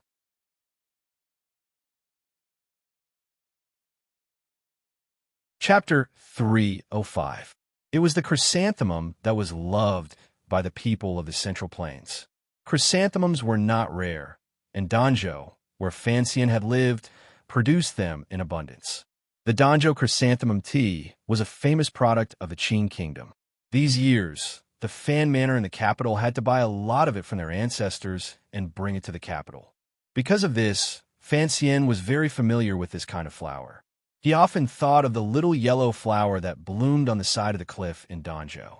He knew that although the chrysanthemum was resistant to the cold, and in his previous life, Yuan Zhen's poem had shamelessly said that the flower would not bloom again after it bloomed. But in the end, it was not a winter plum. In such cold autumn weather, it should have long withered into mud. The carriage passed through the heavy defense at the foot of the mountain. Under the gaze of the palace guards and the imperial soldiers, the young people of Fan Manor got off the carriage. They followed the mountain road beside the autumn stream and climbed for a long time. They turned around the waterfall, which was no longer as abundant as it was in spring and summer. Suddenly, they saw a temple built in the style of the Qing temple appear in front of them. It appeared on the cliff that looked like it had been carved out of an axe. The hanging temple was built against the mountain, and the wooden pillars were stacked layer by layer. The widest part of the temple was no more than 10 feet wide, and it looked like a thin piece of art that had been casually pasted onto the cliff. The autumn wind was strong in the mountains, and as it whistled past, the onlookers couldn't help but feel a chill in their hearts. They couldn't help but worry that the wind would blow away the paper-like temple. According to legend, this was the earliest temple in the Qin kingdom, and it was built by ascetic monks who worshipped the temple. It took them hundreds of years to build, and their purpose was to spread the light of the temple and to persuade the people to do good. The temple had never interfered with worldly affairs, and was extremely mysterious. However, it seemed that for thousands of years, it had always been secretly influencing the winds and clouds of this land. In many rumors that had already disappeared into the long river of history, one could faintly see the shadow of the temple. In addition, although there were not many ascetic monks, they had always been righteous and were greatly loved by the common people. Thus, the temple still had a very high position in the hearts of the common people. As rulers, the royal family maintained a considerable amount of respect for the temple, which could not affect them, but still possessed a certain mysterious influence. This kind of superficial effort was what politicians were best at doing and what they were most willing to do. Therefore, the Qing royal family held their chrysanthemum viewing festival every 3 years in the Hanging Temple. This had become a tradition. The chrysanthemum viewing feast was, to a greater extent, to reconcile the conflicts of interest between the members of the royal family and deepen their understanding of each other. Thus, they could avoid a situation where both sides fought to the death. At the very least, they could avoid the terrifying situation of two princes being assassinated at the same time decades ago, and the Qing kingdom not being able to find a successor for the throne. The royal family of the Qing kingdom did not have many people, so the chrysanthemum viewing festival invited a few in-laws and even the families closest to the royal family to participate. According to recent custom, the Qin family and the Yi family, the two pillars of the military, were naturally part of the group. The Qin family had considerable power in the military, and the Yi family had been stationed in the capital for many years. Furthermore, they had the only grandmaster in the Qin kingdom, so their status was somewhat extraordinary. Other than that, there were a few old families that had been created when the country was founded, and a few new families, such as the Ren family, who had married a distant princess. As for the Fan family, it was not because of the Fan family's current power. The royal family did not care much about the power of an official family, nor was it because Fan Xian had married Wan and thus had a secret relationship with the royal family. It was because the ancestor of the Fan family had personally raised the emperor and King Jing. Their close relationship was not known to outsiders, but because of their personal relationship, the Fan family was the closest family to the royal family. Fan Xian stood at the foot of the floating temple, gasping for breath. He looked at all the nobles of the Qing kingdom standing in 2s and 3s, and he couldn't help but mutter, "Chrysanthemum viewing festival? Where are the chrysanthemums?" Minister Fan had already been invited to a place where he could avoid the wind. The older generation always had some special privileges. The carriage stopped at the foot of the mountain, and the guard were left outside of the area where the royal guards were stationed. Thus, there was only one man and 2 women from the Fan family. Lin Wanner, one of the members of the Triangle, laughed and pointed down the mountain. "It's here." Fan Xian was surprised, and he took a step toward the edge of the cliff. An irritating autumn wind blew against his face, and he couldn't help but squint his eyes. Then he took a deep breath and praised, "What a beautiful place." The cliff that the floating temple was built on was slightly sunken in like a U shape. The mountain path followed the side, so when Fan Xian came up, he didn't notice anything strange in the mountains. Now that he was at the top of the mountain, he looked down. His field of vision was very wide, and he found that the mountains were full of chrysanthemums. The color of these chrysanthemums was much darker than normal, and they were gold. The shape of the petals was long and narrow. Golden chrysanthemums. They really do match the style of the royal family. Fan Xian stood at the edge of the cliff and looked at the flowers that were like stars. He sighed and said, "It is so cold, and yet they are blooming so brightly. What a strange sight." Lin Wanner explained, "These are golden chrysanthemums. It is said that after the floating temple was built, the great master of the Northern Wei Kingdom, Jin Shun, personally moved them here. Ever since then, it has been a strange sight in the capital." "Jin Shun?" Fan Xian sighed and said, "Could it be Ku He's great ancestor?" "Yes." Fan Xian shook his head and continued to look down the mountain. After a few more glances, he realized that the chrysanthemum flowers were not very flourishing. The soil between the mountains was not fertile, so it was often only a few feet away that a chrysanthemum flower would grow. However, At this time, the distance between the flower watchers and the mountains had been increased to the maximum. Thus, it created a visual illusion. It made people feel that the golden flowers, like stars in the sky, had taken up every corner of the mountains. Contrasted with the autumn colors of the mountains, it was particularly magnificent. The delicate flowers spread out in a majestic manner. There were already people coming up to say hello, but because the emperor was rather cold toward Fan Xian, and because of Wanner's status, she did not allow the young masters of the large clans to talk too much with Fan Xian. So, they only exchanged greetings before parting ways. Fan Xian smiled warmly as he spoke to the crowd, but he began to empty his mind. He felt a little bored and unconsciously began to observe his surroundings according to his professional habits. The floating temple hung in the middle of the mountain, and behind it was a precipitous cliff. There was only one path up the mountain. Today, the royal family of the kingdom of Qing had gathered here, and the foot of the mountain was already filled with imperial soldiers. They were heavily guarded, and the inner circle was carefully guarded by the palace guards, led by Gong Dian. As for the obedient eunuchs, no one knew if any of Eunuch Hong's disciples were among them. However, Fan Xian did not see any signs of the tiger guards, which was a bit strange. But with the current arrangement, it could be said to be watertight. Not to mention assassins. Even if a mosquito flew up the mountain, it would be a headache. He smiled and greeted Ren Shaoan.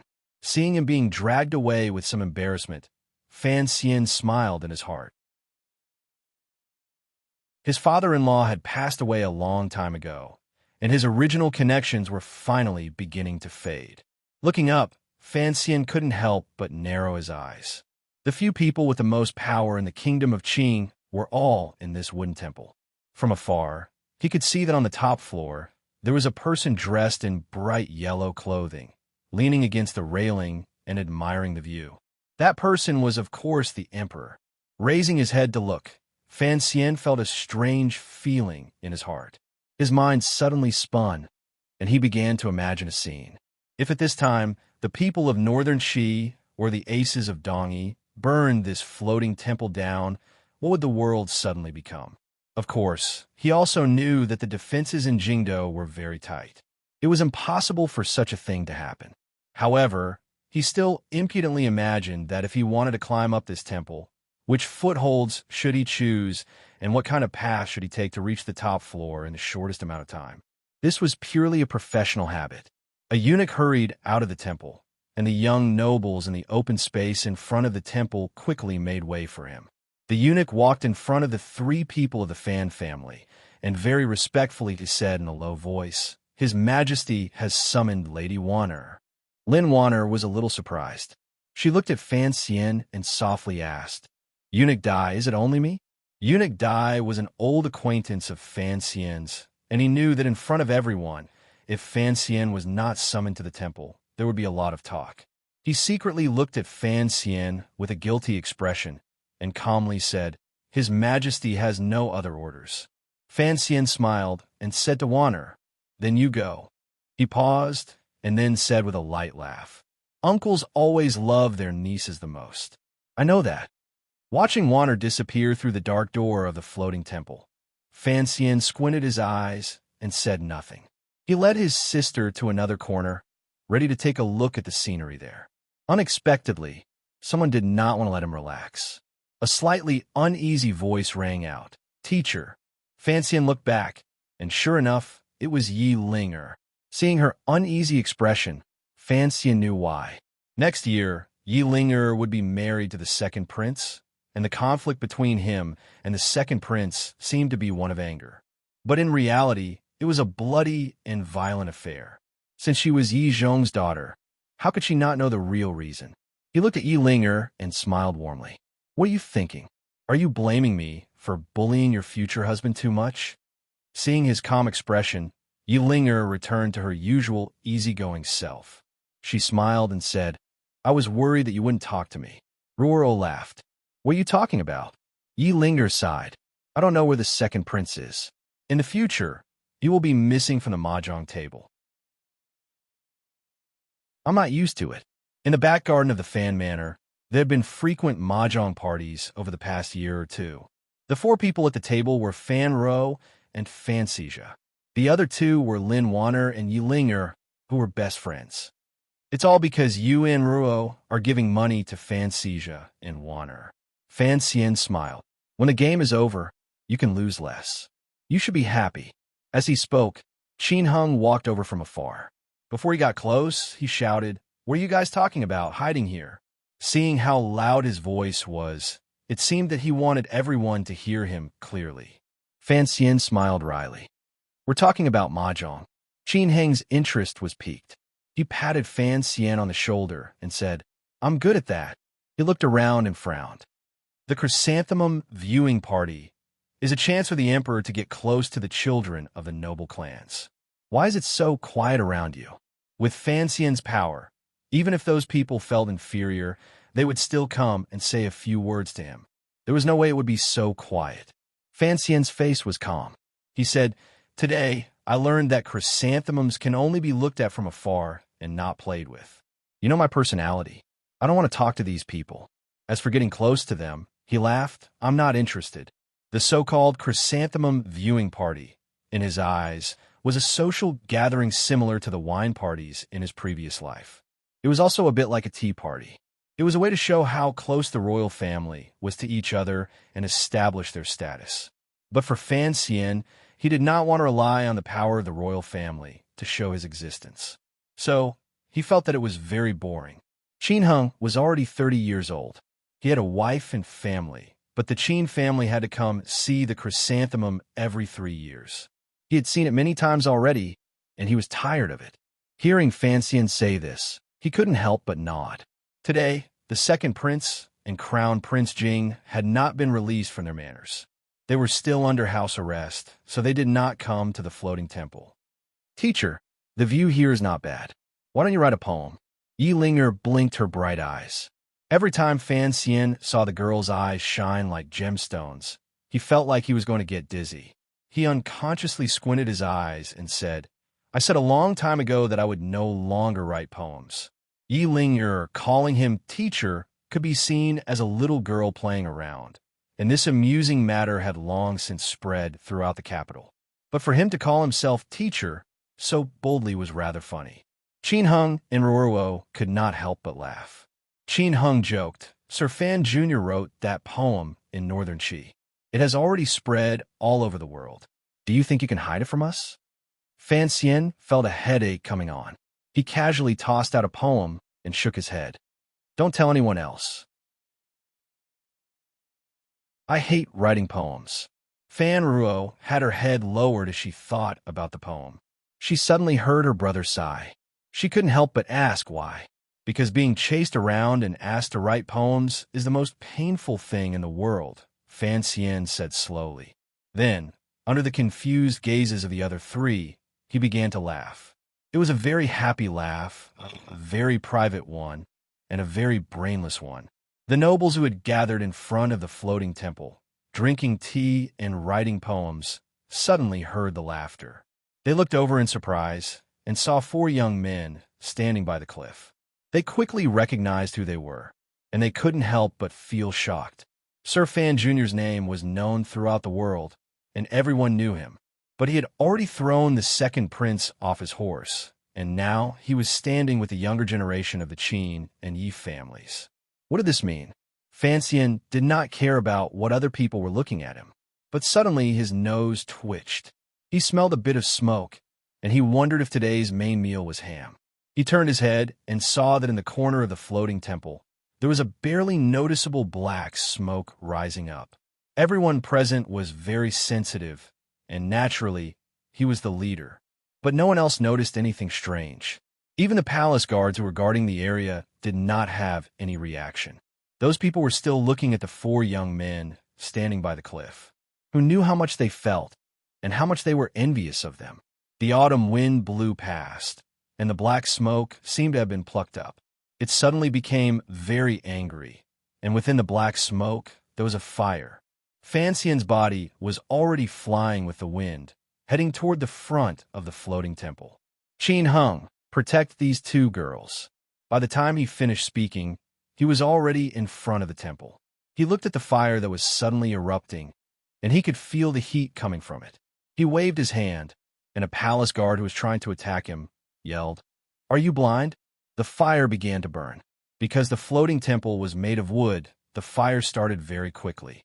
The young nobles who were attending the chrysanthemum viewing party screamed and tried to hide. For a moment, it was very chaotic. Although it was autumn and the weather was dry, this fire was very strange. The commander of the royal guards, Gong Dian, was on the highest floor of the temple, so the guards on the ground floor were a bit panicked.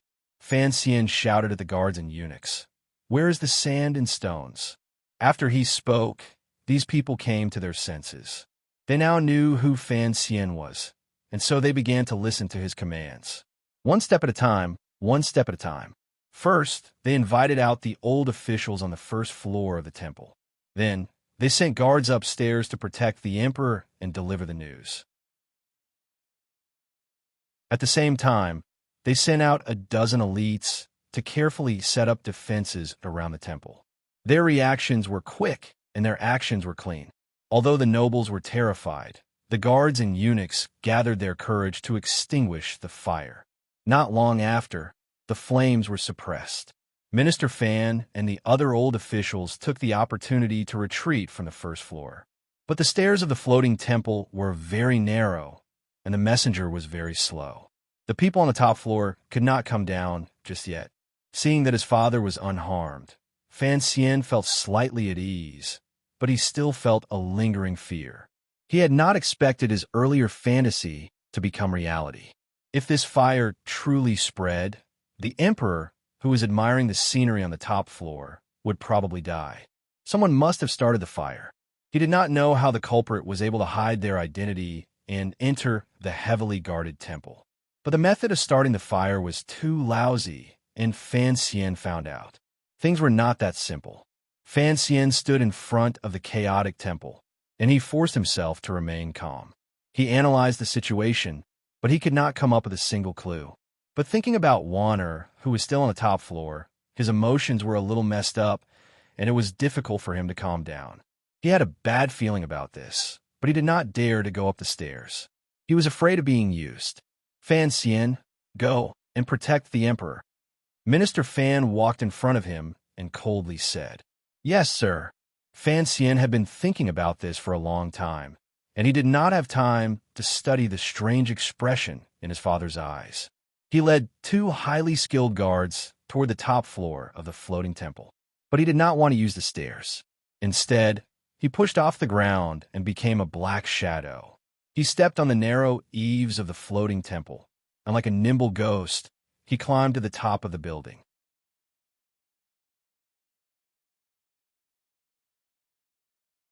Chapter 306. His fingers dug into the cracks in the eaves of the temple, and Fan Xian's body gently swung up. The tips of his feet stepped on the wooden railing that protruded a few inches. His body suddenly rose up, and with a few jumps and a few jumps, he perfectly combined his skills with his little tricks. In the blink of an eye, he had already climbed to the highest floor of the hanging temple. The situation on the hill below had already stabilized, and the fire had been extinguished. The nobles of the Qing kingdom were ruthless characters who had been through the fires of war for a long time. After a moment of confusion, they calmed down. Under the orders of a few elders, they set up another layer of defense in addition to the guards.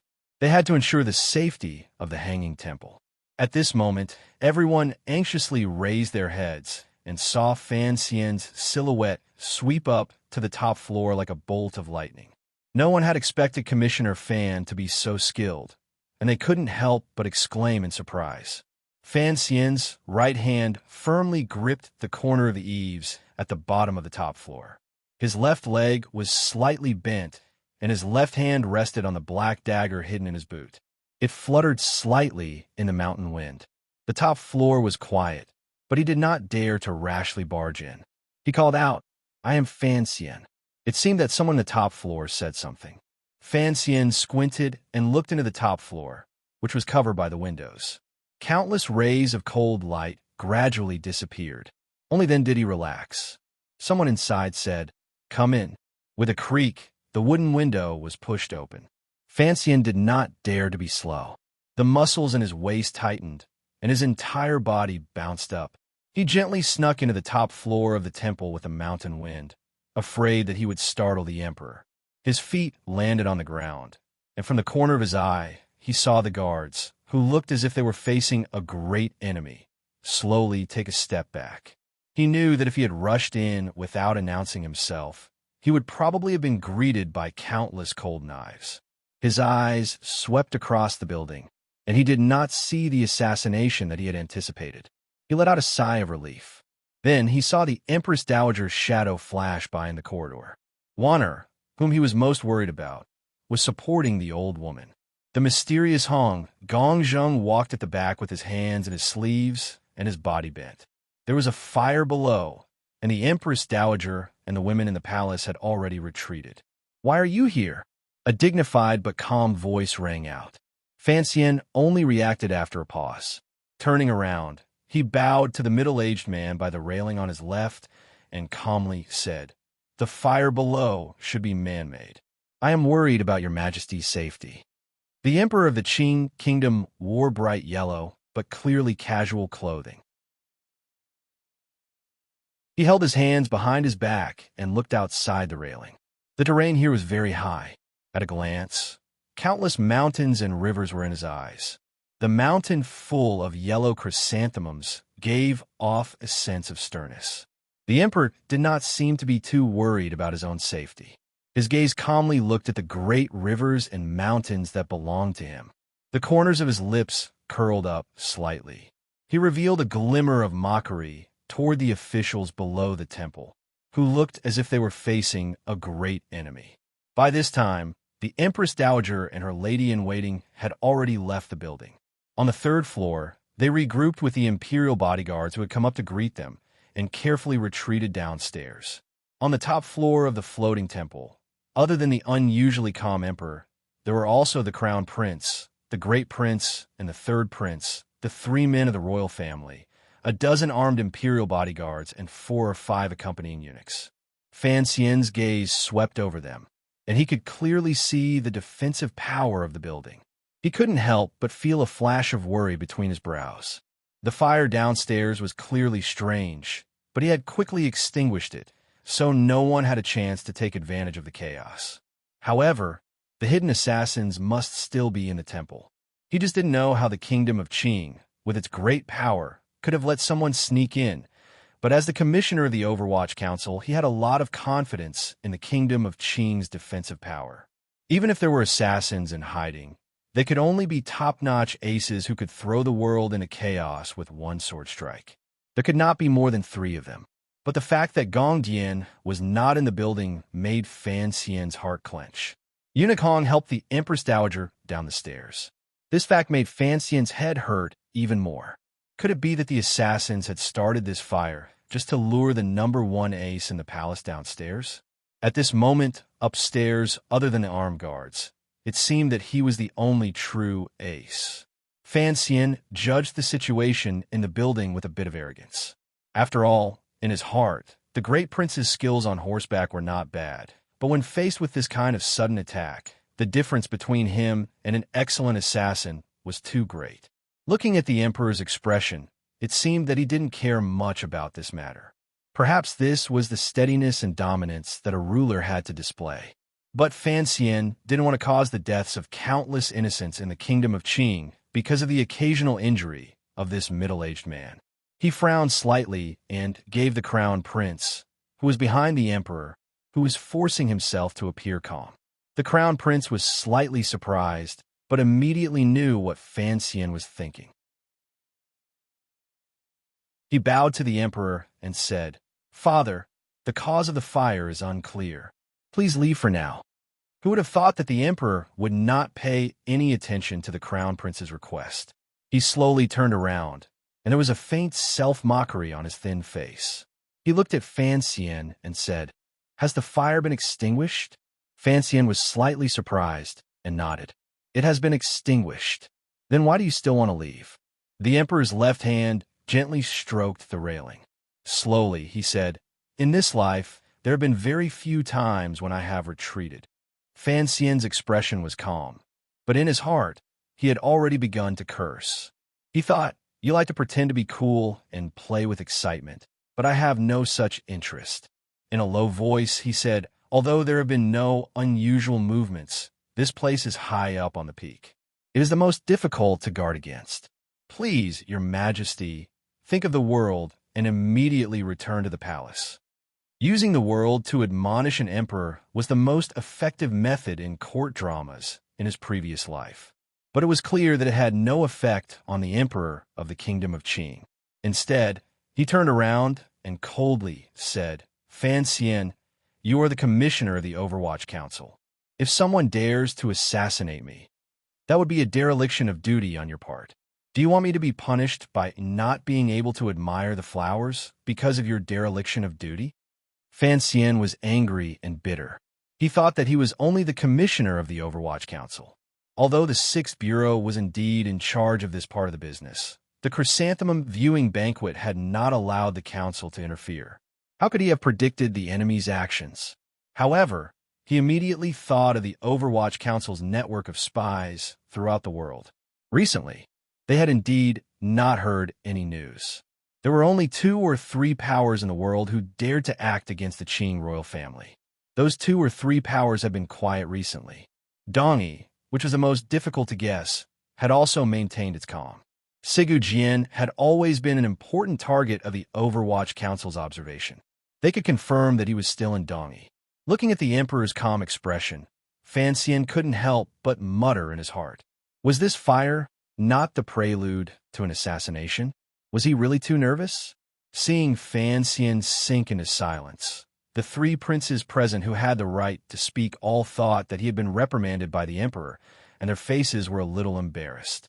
The crown prince coughed lightly and was about to say something on Fan Xian's behalf, but he suddenly remembered that Fan Xian had recently beaten the second prince wretchedly, which made him feel greatly gratified. However, this official's power seemed to have reached a point where he could not control it. At this moment, his father was suppressing him. Perhaps there was a deeper meaning to it, so he shut his mouth and only cast a comforting glance at Fan Xian. The great prince did not think so much. In a low voice, he said, "Father, what Commissioner Fan says makes sense. Although I'm afraid there is no traitor in this world who would dare to assassinate you. For safety's sake, and for the sake of the elders downstairs, you should go downstairs first." The emperor seemed to admire the great prince's straightforward attitude, but he still did not have a good expression toward Fan Xian. Coldly, he said, "Fan Xian, as the commissioner of the Overwatch Council, you are so flustered in the face of trouble. You have disappointed me greatly." Fan Xian cursed a few more times in his heart, but his expression became more and more humble. He laughed at himself and said, "Your Majesty is right." The emperor looked at him with a trace of questioning. Suddenly, he said, "Are you not satisfied in your heart?" "Yes." Fan Xian's heart suddenly jumped, and he replied in a low voice, "I believe that your Majesty is concerned with the world, and that safety is no small matter. You must take even more care, and no matter how careful you are, it is never too much." This scene reappears every year, and there is only one emperor in the kingdom of Qing. Even if others say, "I'm flustered and as cowardly as a mouse," I must still ask your Majesty to go downstairs and return to the palace. There was an awkward silence in the building. No one had expected that Fan Xian would dare to contradict the emperor in public, and even dare to discuss the emperor's life and death. He even directly refuted the emperor's earlier reprimand. "You are very daring." For some reason, after hearing these words, the emperor's expression finally relaxed a little. Looking at Fan Xian, he said, "If you say you are as cowardly as a mouse, then I really don't know where to find such a big mouse in the world." This was originally a joke, but other than the emperor, everyone on the top floor was in a nervous mood. No one dared to laugh out loud. Only the extremely daring Fan Xian laughed, but his smile was somewhat bitter. Suddenly, the emperor's voice dropped a little. Even his eyes closed, allowing the mountain wind outside the railing to gently caress the middle-aged and gradually wrinkled face. "In this life of mine, I have encountered countless assassination attempts. How could you children possibly know how turbulent the world was back then? The emperor smiled lightly. You want to force me to leave with such a situation full of mistakes and a fire that can't even be lit? How could it be so easy? Fan Xian looked at this scene and secretly looked down on the ruler of a country for playing with petty bourgeoisie. His attention was mostly on his surroundings. Gong Dian and Eunuch Hong were not there. The Tiger Guard were not there. There were only the guards and 3 or 4. The princes and the eunuchs who served the emperor closely were loyal, and the relatives of the previous 3 generations were all under the control of the court. If they wanted to rely on these people to protect the emperor, it was far from enough. In particular, Eunuch Hong had left with the Empress Dowager, which made Fan Xian very worried. Suddenly, his heart jumped. He thought of a very subtle matter. If the emperor was attacked at this time, as the commissioner of the Overwatch Council, wouldn't he bear the greatest responsibility? Why hadn't his father thought of this when they were downstairs? Eunuch Dai said in a loud voice, "In his life, the emperor has been attacked 43 times. He has never retreated a single step." Fan Xian was stunned for a moment. He immediately thought of Wang Qinian far away in northern Qi. He cursed in his heart. Behind all successful men, there was one or a few excellent sidekicks. The emperor slowly opened his eyes. A powerful self-confidence seeped through the calmness in his gaze. Northern Qi, Dongyi, Western Hu, Nanyue, and those pitiful creatures whose countries were destroyed by me. Who doesn't want to kill me? But after 20 years, who has done it? He laughed lightly.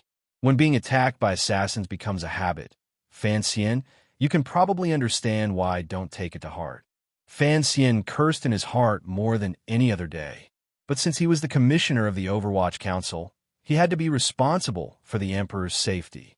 Most importantly, he didn't want to be the biggest black pot in the world. And so, he didn't let it go. Thickening his skin, he bravely urged the emperor to return to the palace. The emperor was finally annoyed by his words. He cursed angrily. How did Fan Xian raise such a good-for-nothing? How did Chen Pingping take a fancy to you? Fan Xian's face was full of smiles, but he continued to curse in his heart. If you have the ability, teach me yourself. This should be your job. The situation had long since calmed down. Even the most powerful assassin could only take the opportunity to escape. Otherwise, when the Imperial Guard spread out their nets and searched the mountain, there would be no good ending. So the mood of the people in the building relaxed a little.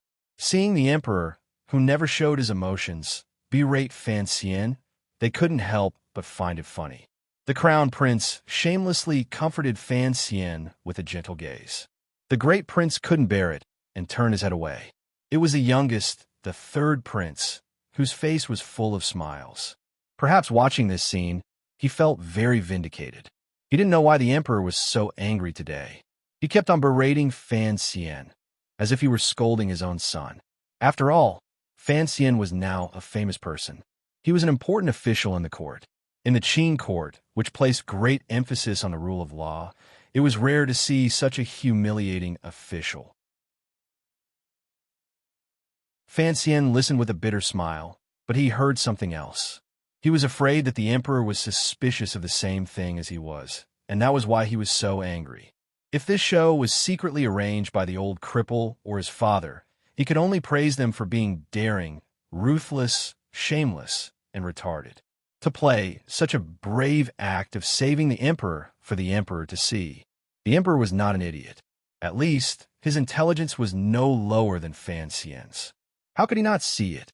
It seemed that the emperor believed that Fan Xian was also in the dark. He sighed in his heart, thinking that there probably wouldn't be any serious assassins. It was just a farce. But the problem was that Chen Pingping was not a kindergarten student, and Fan Xian was not a little girl who cried at the Iron Gate on the first day of school. The emperor would not believe that his 2 most trusted subordinates would do such an absurd thing to gain favor for Fan Xian. The reason the emperor was angry had little to do with Fan Xian. The emperor finally stopped talking. He turned around and slammed his hand on the railing, startling everyone in the building. Fan Xian was a master of reading people.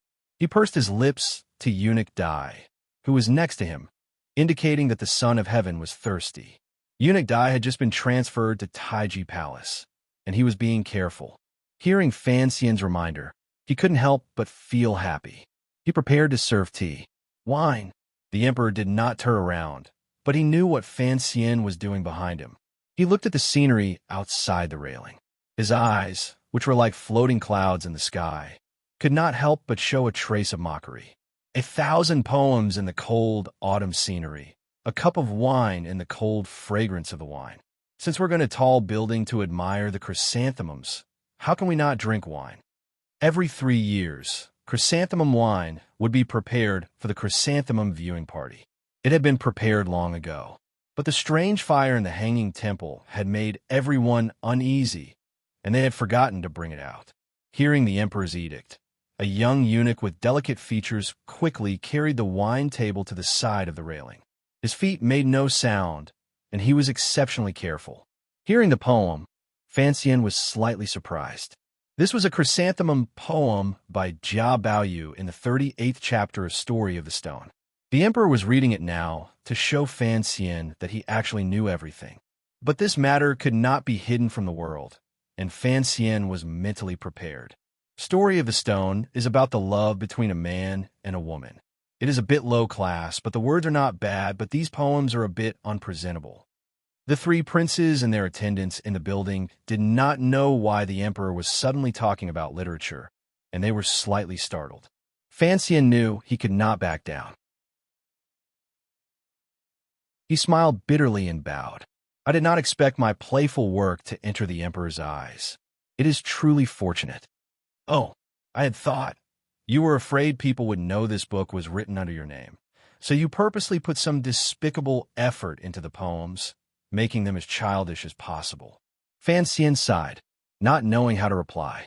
At this moment, everyone present finally knew that Story of the Stone, which had long been secretly circulated among the people and in the palace, had been written by Sir Fan Jr. Amidst their shock, they also felt that it was natural. This book had always only been published by Damba Bookstore. Furthermore, the literary talent was clear and elegant, and it was truly vulgar. If it was not written by Sir Fan Jr., whose literary reputation shocked the world, who knew where in the world to find such a person? The emperor accepted the wine cup and sniffed the slightly strong fragrance in the cup. He gently took a sip and smiled faintly, no longer paying attention to the embarrassed Fan Xian and his shocked sons. There were 2 cups of wine on the plate. Originally, the emperor and the empress dowager each had a cup. At this moment, the emperor had already taken a cup and drank it. There was still one left, and the empress dowager had already come downstairs. He did not know how to divide it.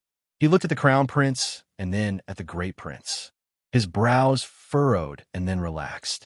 Unconsciously, he pointed his finger at Fan Xian. Suddenly, he realized something was wrong. Halfway through, he very stiffly turned his finger and pointed at the smiling and shocked 3rd prince hiding in the corner. The 3rd prince was still young. With a pained expression, he said, "Father, I don't like to drink." Words like this could only be said by a child.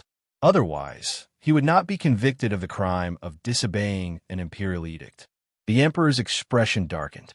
Coldly, he said, "You dare to do things stronger than wine. Are you afraid of a cup of wine?" The 3rd prince's expression was pained. Pressed down by this icy aura, he was so frightened that he almost cried. He quickly gave his thanks and walked with his little feet to the railing. Stretching out his little arm, he took the wine cup and sent it to his mouth. With a crisp clang, the wine cup in the 3rd prince's hand fell to the ground and rolled far away. He stared dumbfoundedly at the cold light coming toward him. It was as if he could not understand why this guard wanted to hack him to death. He was just drinking a cup of wine. After all, he was a prince. He had grown up in a very complicated and often dangerous situation. The little boy immediately reacted. Someone was trying to assassinate him. Behind him was the emperor. If he covered his head and ran like a rat, then this snow-like knife would cut directly into the emperor's body. Of course, the 3rd prince did not have great-grandmaster Ku He's footwork in the snow that left no traces. He also did not have Yu Liuyun's strong hands that were as strong as a coffin frame. No matter how valiantly he blocked in front of the emperor, this startling knife would probably cut him in half and take the emperor's head along the way. Dodging or not dodging was the same. Thus, the third prince chose the most correct method. He stood rigidly where he was and stared at the assassin's blurry face in the flash of the knife. His legs trembled. His pants were completely wet. Without a care for anything else, he began to scream shrilly. Ah! Before the shrill cry rang through the top floor, everyone present had already discovered the truth of the assassination. No one had ever thought that there would be an assassin among the internal guards of the Qing royal palace.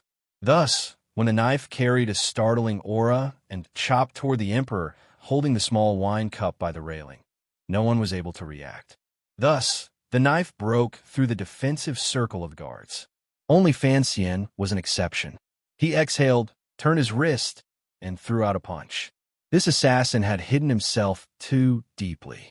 His attack was too sudden, and the light of the knife was too strong.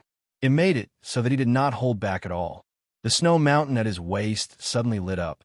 The melted jinchi flowed out like a large river along his right arm and traveled to his fist. Then, through the air a few steps away, he smashed it down toward the flash of the knife. This punch was not simple at all. The wind generated by the punch had already split the air, and it was accompanied by a slight buzzing sound. It was like a muffled thunder, and it exploded in the saber light, shattering the snow-like saber light into pieces. Of course, it was not that simple. Fan Xian's chest tightened. He was extremely shocked to find that the person wielding the knife was also a 9th-level ace. But it made sense. An assassin who dared to assassinate the most powerful ruler in the world would not have the guts to attack without being a 9th-level ace. After the wind from the punch, he had already rushed to the side of the third prince. His left hand flipped over, and the black dagger came out his leg. It very insidiously stabbed toward the lower abdomen of the assassin. The knife in the assassin's hand only broke in half, but the power of the knife became more and more fierce. It was even faster, as if he was going to fight with his life on the line. The guards had finally woken up. They yelled and came over to Fan Xian's side. Even if this assassin was a 9th-level ace, there was nothing he could do. But at this moment, the cloud in the sky in front of the hanging temple floated away. It revealed the sun, the blazing sun. There was a flash of light, and the building was suffused with a ghastly white color. Then, an assassin dressed entirely in white appeared, holding a plain, ancient sword in his hand. No one knew how this assassin had appeared on the top floor, and no one realized that he had used the sunlight as a disguise to approach the emperor. 2 sounds of wind breaking rang out. The 2 guards by the emperor's side were the first to react and pulled the emperor back. The price they paid was that their throats were slit and blood sprayed out. They didn't even have time to pull out their knives before they fell to the ground. A man in white, holding an ancient sword, stabbed straight at the emperor's face. The emperor, who had said he would never retreat in his life, was finally dragged back a few steps by the fearless guards in front of this sword that seemed to come from the heavens. At this moment, the soul-stealing tip of the sword was still a foot away from him. But everyone seemed to feel that the tip of the sword had already pierced the emperor's throat. Everyone knew that the emperor of the Qing kingdom did not know martial arts. A few more guards roared and blocked in front of the emperor. Things happened suddenly, and everyone was worried about the emperor's safety. So, these guards chose the most direct method, which was to use human flesh to block the opponent's sword. Blood sprayed everywhere, but the emperor's eyes were still calm. He stared fixedly at the white-clothed assassin who advanced without stopping, who was one with the swordsman. The bodyguards were strong enough. They just needed time to react. Eunuch Hong and the only 2 level 9 strongmen of the Yi family and the Qin family were still under the floating temple. As long as they could stop the swordsman in white for a second, they could save the king's life. But who would stop him? The guards had already done what they were supposed to do. They knew that with an assassin among their colleagues, it would be difficult for them to survive. In order to keep their families alive, they had already used all of their abilities. The rest of the task of blocking the sword for the emperor should be left to the emperor's sons. The chain of attacks all happened in a very short period of time. At that time, the wine cup that the third prince had dropped in shock was still spinning on the ground. The first prince, whose face was filled with shock, was about to rush in front of his father and help him block that murderous ancient sword. However, he only had time to take 2 steps, and his heels had not even touched the ground. At that moment, the black, thin, and long dagger that Fan Xian had thrown out was still a few inches away from the assassin's stomach. But he already felt the shocking power of the sword behind him. The sky was full of blood, like a mountain of chrysanthemums blooming. The bodies of the guards, who had died with their eyes open, flew through the air. They did not understand how the white-clothed assassin could be hiding above the hanging temple when they had already checked it. Everything seemed to be in slow motion. It was very detailed and shocking in front of Fan Xian's eyes. He could even see clearly from the corner of his eyes that the crown prince's face was full of sorrow as he rushed toward the emperor. His loyal and brave appearance was very touching. Unfortunately, the crown prince stepped on the wine cup that his brother had accidentally dropped. He slipped and almost fell to the ground in a comical position. It was fate. At that moment, only Fan Xian, who was closest to the emperor and had the fastest reaction, could be this loyal and filial son. The hair on the back of Fan Xian's neck stood up. The murderous intent on the sword behind him was purer than that of the 9th-level assassin in front of him. It was more violent. In a very short period of time, it had aroused the anger buried deep in his heart. He was confident that in this moment he could save the emperor and the third prince, but he would definitely be severely injured by the white-clothed assassin behind him. But he decided to take the risk. This was such a good opportunity, and the stingy Fan Xian did not want to miss it. This was such a strong enemy, and the competitive Fan Xian did not want to miss it. But at that moment, what made Fan Xian feel a little cold was that the assassin's last move had finally been made. This time, the opponent had used a spy that had been buried in the palace guards of the Qin kingdom for 10 years. He had also paid an unknown price to invite the white-clothed swordsman. He had risked his 10 years of hard work in the Qin kingdom to lure Unikong away. He had acted at the right time to create this wonderful situation. However, the 9th-level assassin was not a killing move. Even the white-clothed swordsman who had struck out with a mournful sword was not a killing move. The real killer move came from behind the emperor of the Qin kingdom. After the emperor was forced back a few steps by the white-clothed swordsman's sword, the handsome little eunuch, who had brought the chrysanthemum wine, stood in front of the emperor. He flipped over the wine table and reached into the pillar. Like a magic trick, he pulled out a gray dagger and viciously stabbed it toward the emperor's back. The dagger was hidden in the wooden pillar of the hanging temple. The hilt was painted the same color as the wooden pillar. After so many years, no one could discover that there was a murder weapon hidden there. No one knew how long the dagger had been there, and no one knew how long the other party had planned to assassinate the emperor of the Qin kingdom. Looking at the patience and careful planning, it was clear that the other party was determined to succeed. What was most needed to assassinate the ruler of a country was not power, but determination and courage. At this moment, in front of the emperor of the Qin kingdom was a long sword that was overflowing with an ancient aura. Behind him was an extremely old but extremely slippery dagger. There was no chance for him to turn around. Fan Xian knew that this was the most dangerous test he had faced since his rebirth. It was even more terrifying than the battle with Haidang on the meadow. But before he had time to sigh, he had already unconsciously made what he thought was the right choice. The black dagger left his hand and stabbed toward the other party's eyes. He knew he was not an immortal. Even if Uncle Wu Zhu or the 4 great grandmasters appeared in his position, it would be impossible for them to repel the assassin in front of them, protect the third prince's life, fight the white-clothed swordsman head-on, and still have enough time and power to help the emperor deal with the eunuch behind him. The little eunuch in the palace did not have much martial arts, but the old short sword in his hand was the most deadly thing. So, he chose to save the third prince first, and then the emperor. Although this choice would later seem to be disgraceful, in Fan Xian's eyes, the third prince was only 8 years old. He was still a child. If he wanted to save someone, he had to save the young first. The black dagger was like a black snake, stabbing toward the space between the eyebrows of the first assassin. His opponent had planned this in great detail.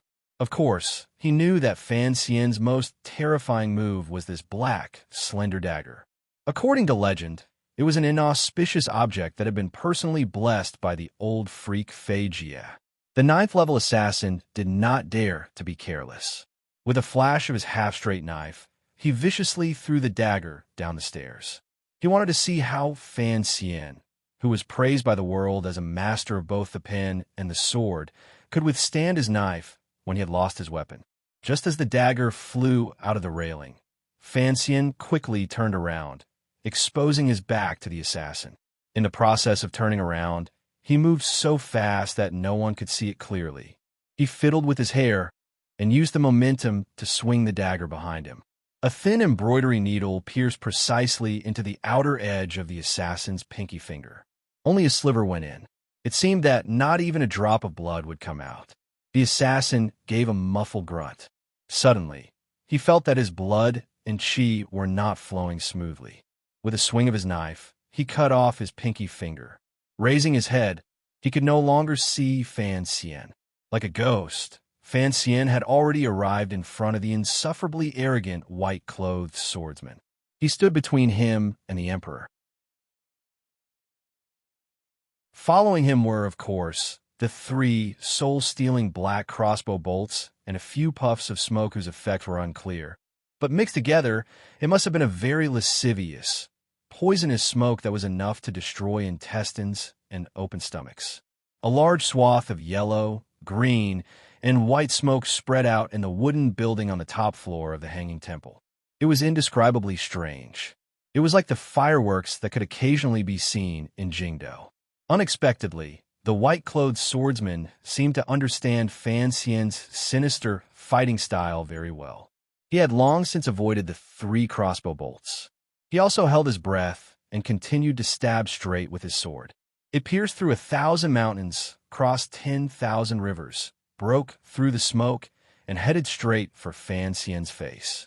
At this moment, Fan Xian, who had used all of his tricks, was in front of the emperor. Even if the sword stabbed forward, it would first stab Fan Xian's body. Even if he was kind and righteous enough to sacrifice his life for the emperor, this was all he could do. As for the little eunuch behind the emperor who was trying to assassinate him, the emperor, please take care of yourself. The sword came down. The tyrannical Jinqi in Fan Xian's body became incomparably violent. At this moment, it was unknown whether his mind was controlling the Jinqi or whether the Jinqi had already taken control of his mind. He only heard a shrill scream, and both of his palms shot out. The Jinqi in his body seemed to have been compressed into 2 very strong pieces of mountain rock. It came out of his arms and met the cold sword. The white-clothed swordsman frowned slightly. He knew that if he continued to hold the sword and advance, even if it pierced through Fan Xian's chest, the 2 terrifying palms would probably shatter his sternum. With a swish, the ancient sword was like a celestial plucking a branch from the mortal world. It stabbed into Fan Xian's shoulder. At this moment, the white-clothed swordsman abandoned his sword and met Fan Xian's palms. There was a loud bang, and the power of the collision shook the surroundings. Dust flew everywhere, and the poisonous smoke dissipated. No matter how much of a genius the white-clothed swordsman was, he could not compare to the Jinqi foundation that Fan Xian had laid down when he was a baby. His left hand was slightly weaker, and with a crack his wrist was broken. But what made Fan Xian's heart tremble was that when the white-clothed swordsman was knocked back, he was still able to casually pull out the ancient sword that was stuck in his shoulder. How fast was this? And how wonderful was this technique? Immediately retreating after failing to strike was the style of a first-rate assassin. The white-clothed swordsman tapped the railing with the tip of his foot, and without looking at Fan Xian again, he leaped down the temple. His clothes fluttered in the mountain wind, and he was like a white crane that was not stained by dust as it danced lightly. In the instant that the white-clothed swordsman and Fan Xian exchanged blows, two inconspicuous sounds rang out. The ninth-level assassin, who had put Fan Xian in a difficult situation, was now completely red in the face. His shoulder bones were completely shattered and blood flowed freely. With a trace of unwillingness and despair in his eyes, he fell. As he fell, a trace of black blood flowed from the corner of his mouth. By the time his body touched the floor, he was completely dead. Behind this assassin stood, shockingly, Eunuch Hong. The stooped Eunuch Hong stood quietly, his hands still in his sleeves, as if he had not made a move at all. Fan Xian thought of the assassin's ultimate move, and with some despair, he turned around and saw a scene that shocked him. It was a scene that he would still remember many years later. The young eunuch, who had intended to assassinate the emperor with a dagger, had already fainted on the floor. Next to his head was a pile of sawdust, and the target of his assassination was the emperor of the kingdom of Qing. In his hand was a wooden plate with half a wine cup. This was the only weapon that the emperor had been able to grab in the chaos. He looked at the young eunuch at his feet and said in a cold voice, "Although I am not Yi Luyun, I am not someone that can be killed by someone like you." Indeed, although the emperor of the kingdom of Qing did not practice martial arts, he was still a brave man who conquered the world on horseback. In a normal fight, he still had some skill. Fan Xian, who was still in a state of shock, looked at the image of the emperor holding half a wooden plate, and for some reason, thought of the gangster movies he had seen in his previous life. What a move! Screams and curses came from below the floating temple. Presumably, the white-clothed swordsman had already escaped. It seemed that the nobles of the kingdom of Qing were brave and ruthless. Knowing that the other party was an assassin who wanted to assassinate the emperor, they all surrounded him. Another scream and a muffled grunt came from afar. Now was not the time to talk about punishment. Fan Xian stretched his head to the railing and saw that on the ground, Yi Zhong of the Jingdo garrison was standing with his mouth covered. With his eyesight, he could clearly see that Yi Zhong was coughing up blood. Presumably, when he had been fighting with the white-clothed swordsman, he had used a lot of strength. Yi Zhong was one of the few ninth-level aces in the kingdom of Qing. If he had coughed up blood from his sneak attack, then the white-clothed swordsman must have been even more injured. As expected, among the chrysanthemums in the distance, the white-clothed swordsman's slightly sluggish silhouette could be seen. Legend has it that Sigu Jian had a younger brother who left home at a young age. No one knows where he is now. The emperor stood behind Fan Xian and said coldly, "Fan Xian, capture him for me. Let's see if the two brothers are both idiots." After a series of dangerous encounters, the usually calm emperor of the kingdom of Qing finally became angry. Fan Xian knew it was not his place to say anything. Since Eunuch Hong had already gone upstairs, it was not his place to worry about the emperor's safety. Although blood was still flowing from his shoulder, he had already leaped over the railing. Like a blackbird, he charged quickly down the stairs. There was another cry of surprise from below. "Watch the show." Fan Xian's face was cold. Since the emperor had spoken, there was nothing he could do. Moments after he flew past, Yi Zhong of the Jingdo garrison, who had also been caught off guard, finally recovered. With a dark face, he flew in the direction of the white-clothed swordsman. Gong Dian was his junior. If he did not capture the assassin today, then the entire Yi family would be doomed. Even if he jumped into the river, he would not be able to clear his name. Even if it cost him his life, he would personally capture the assassin and capture him alive. Immediately after, the guard's lightness skills also turned into countless arrowheads, leaping into the wilderness. At the foot of the mountain, there were layers of imperial soldiers surrounding it. On the mountain, Fan Xian and Yi Zhong, two ninth-level aces, led a group of red-eyed imperial guards in pursuit. It was uncertain whether the white-clothed assassin would be able to escape. This chapter is well written. I'm proud of it.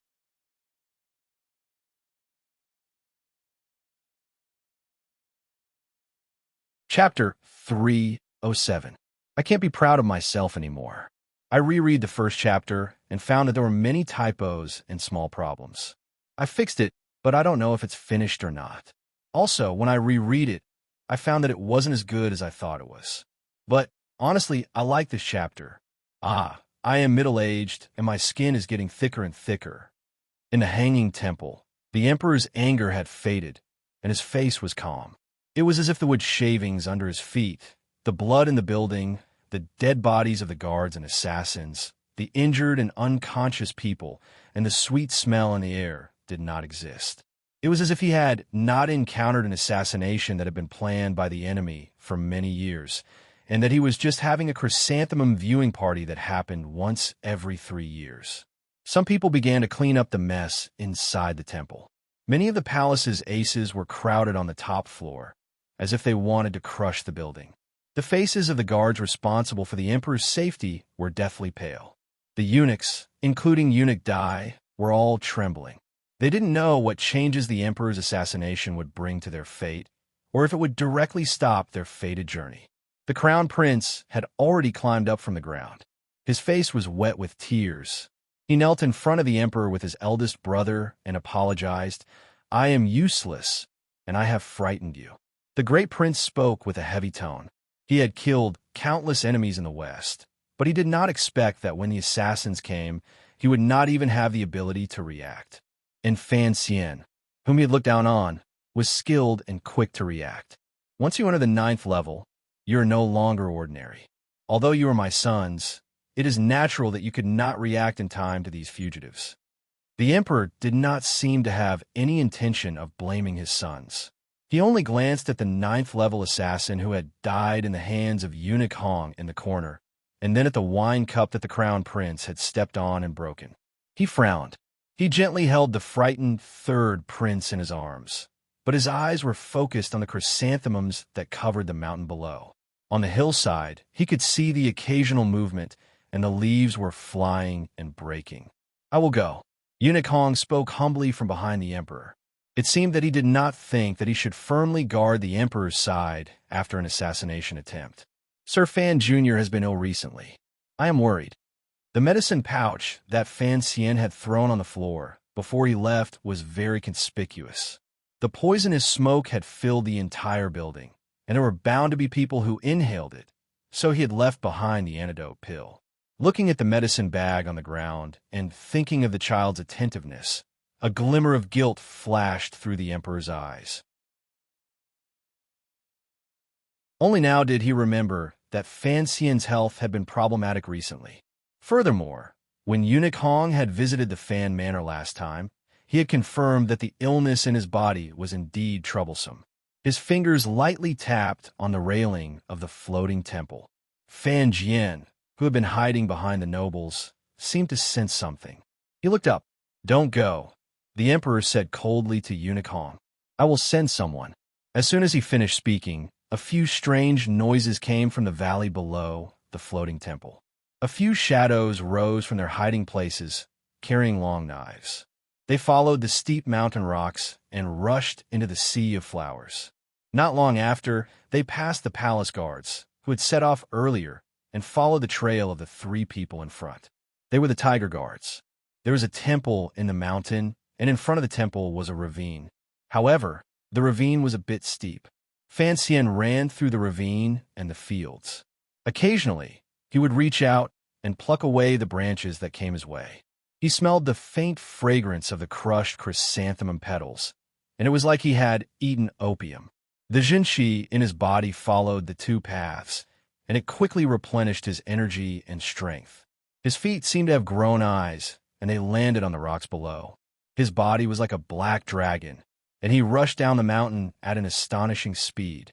When it came to jumping off a cliff, other than Wu Zhu, there was no one in the world who could be faster than him. Furthermore, after today's battle with the white-clothed swordsman, his internal training had been greatly shaken.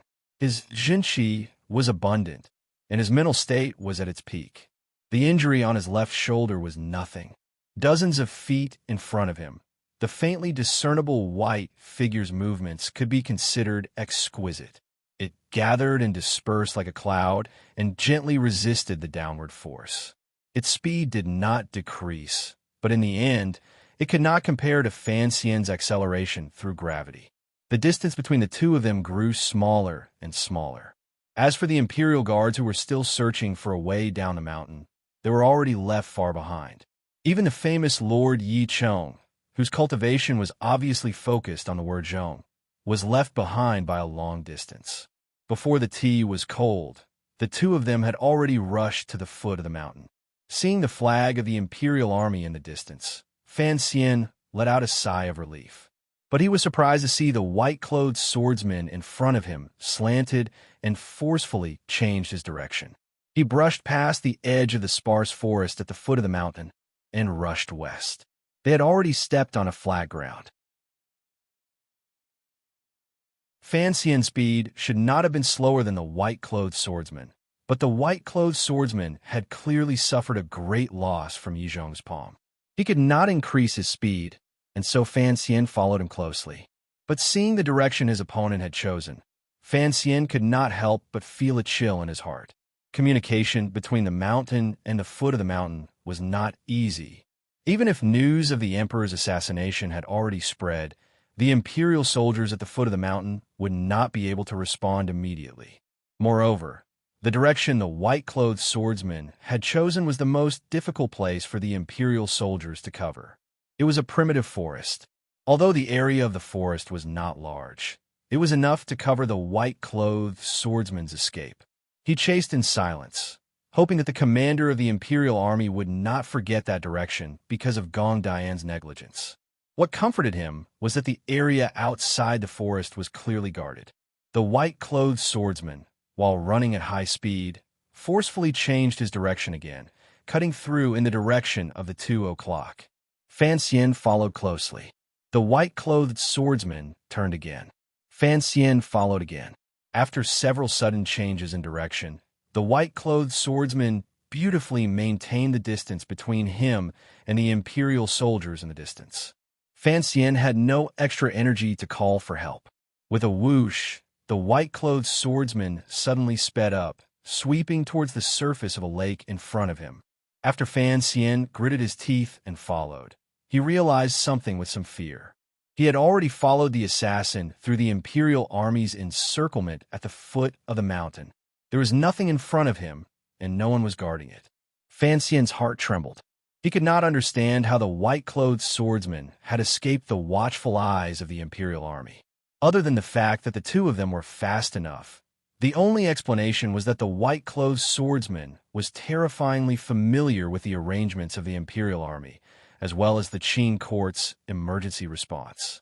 Fan Xian remembered that Gong Jian had not appeared in the floating temple today, and he felt a chill crawl up his back. But now was not the time to think about schemes. Yi Zhong was too heavy, and the guards were too slow. There was no one beside him. If he let this assassin disappear before his eyes, Fan Xian knew that he would be in big trouble.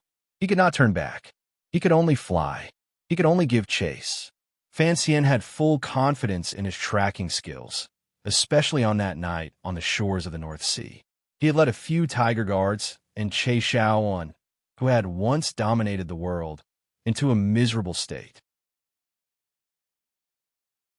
He did not believe that aside from the 4 great grandmasters, there was anyone else who could escape his tracking. But today a series of surprises came one after another, and it made him feel a little cold. First, the assassin was able to easily pass through the Imperial Army's encirclement, and then he displayed a very strong ability to escape.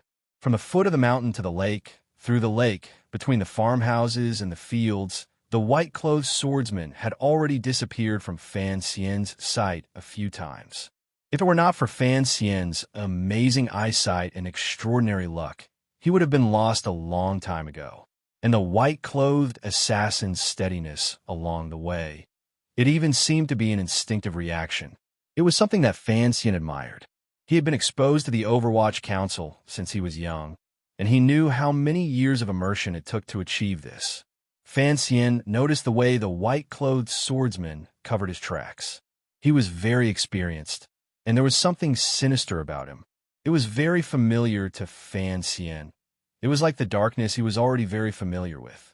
Compared to the white-clothed swordsman, there was something very different about it.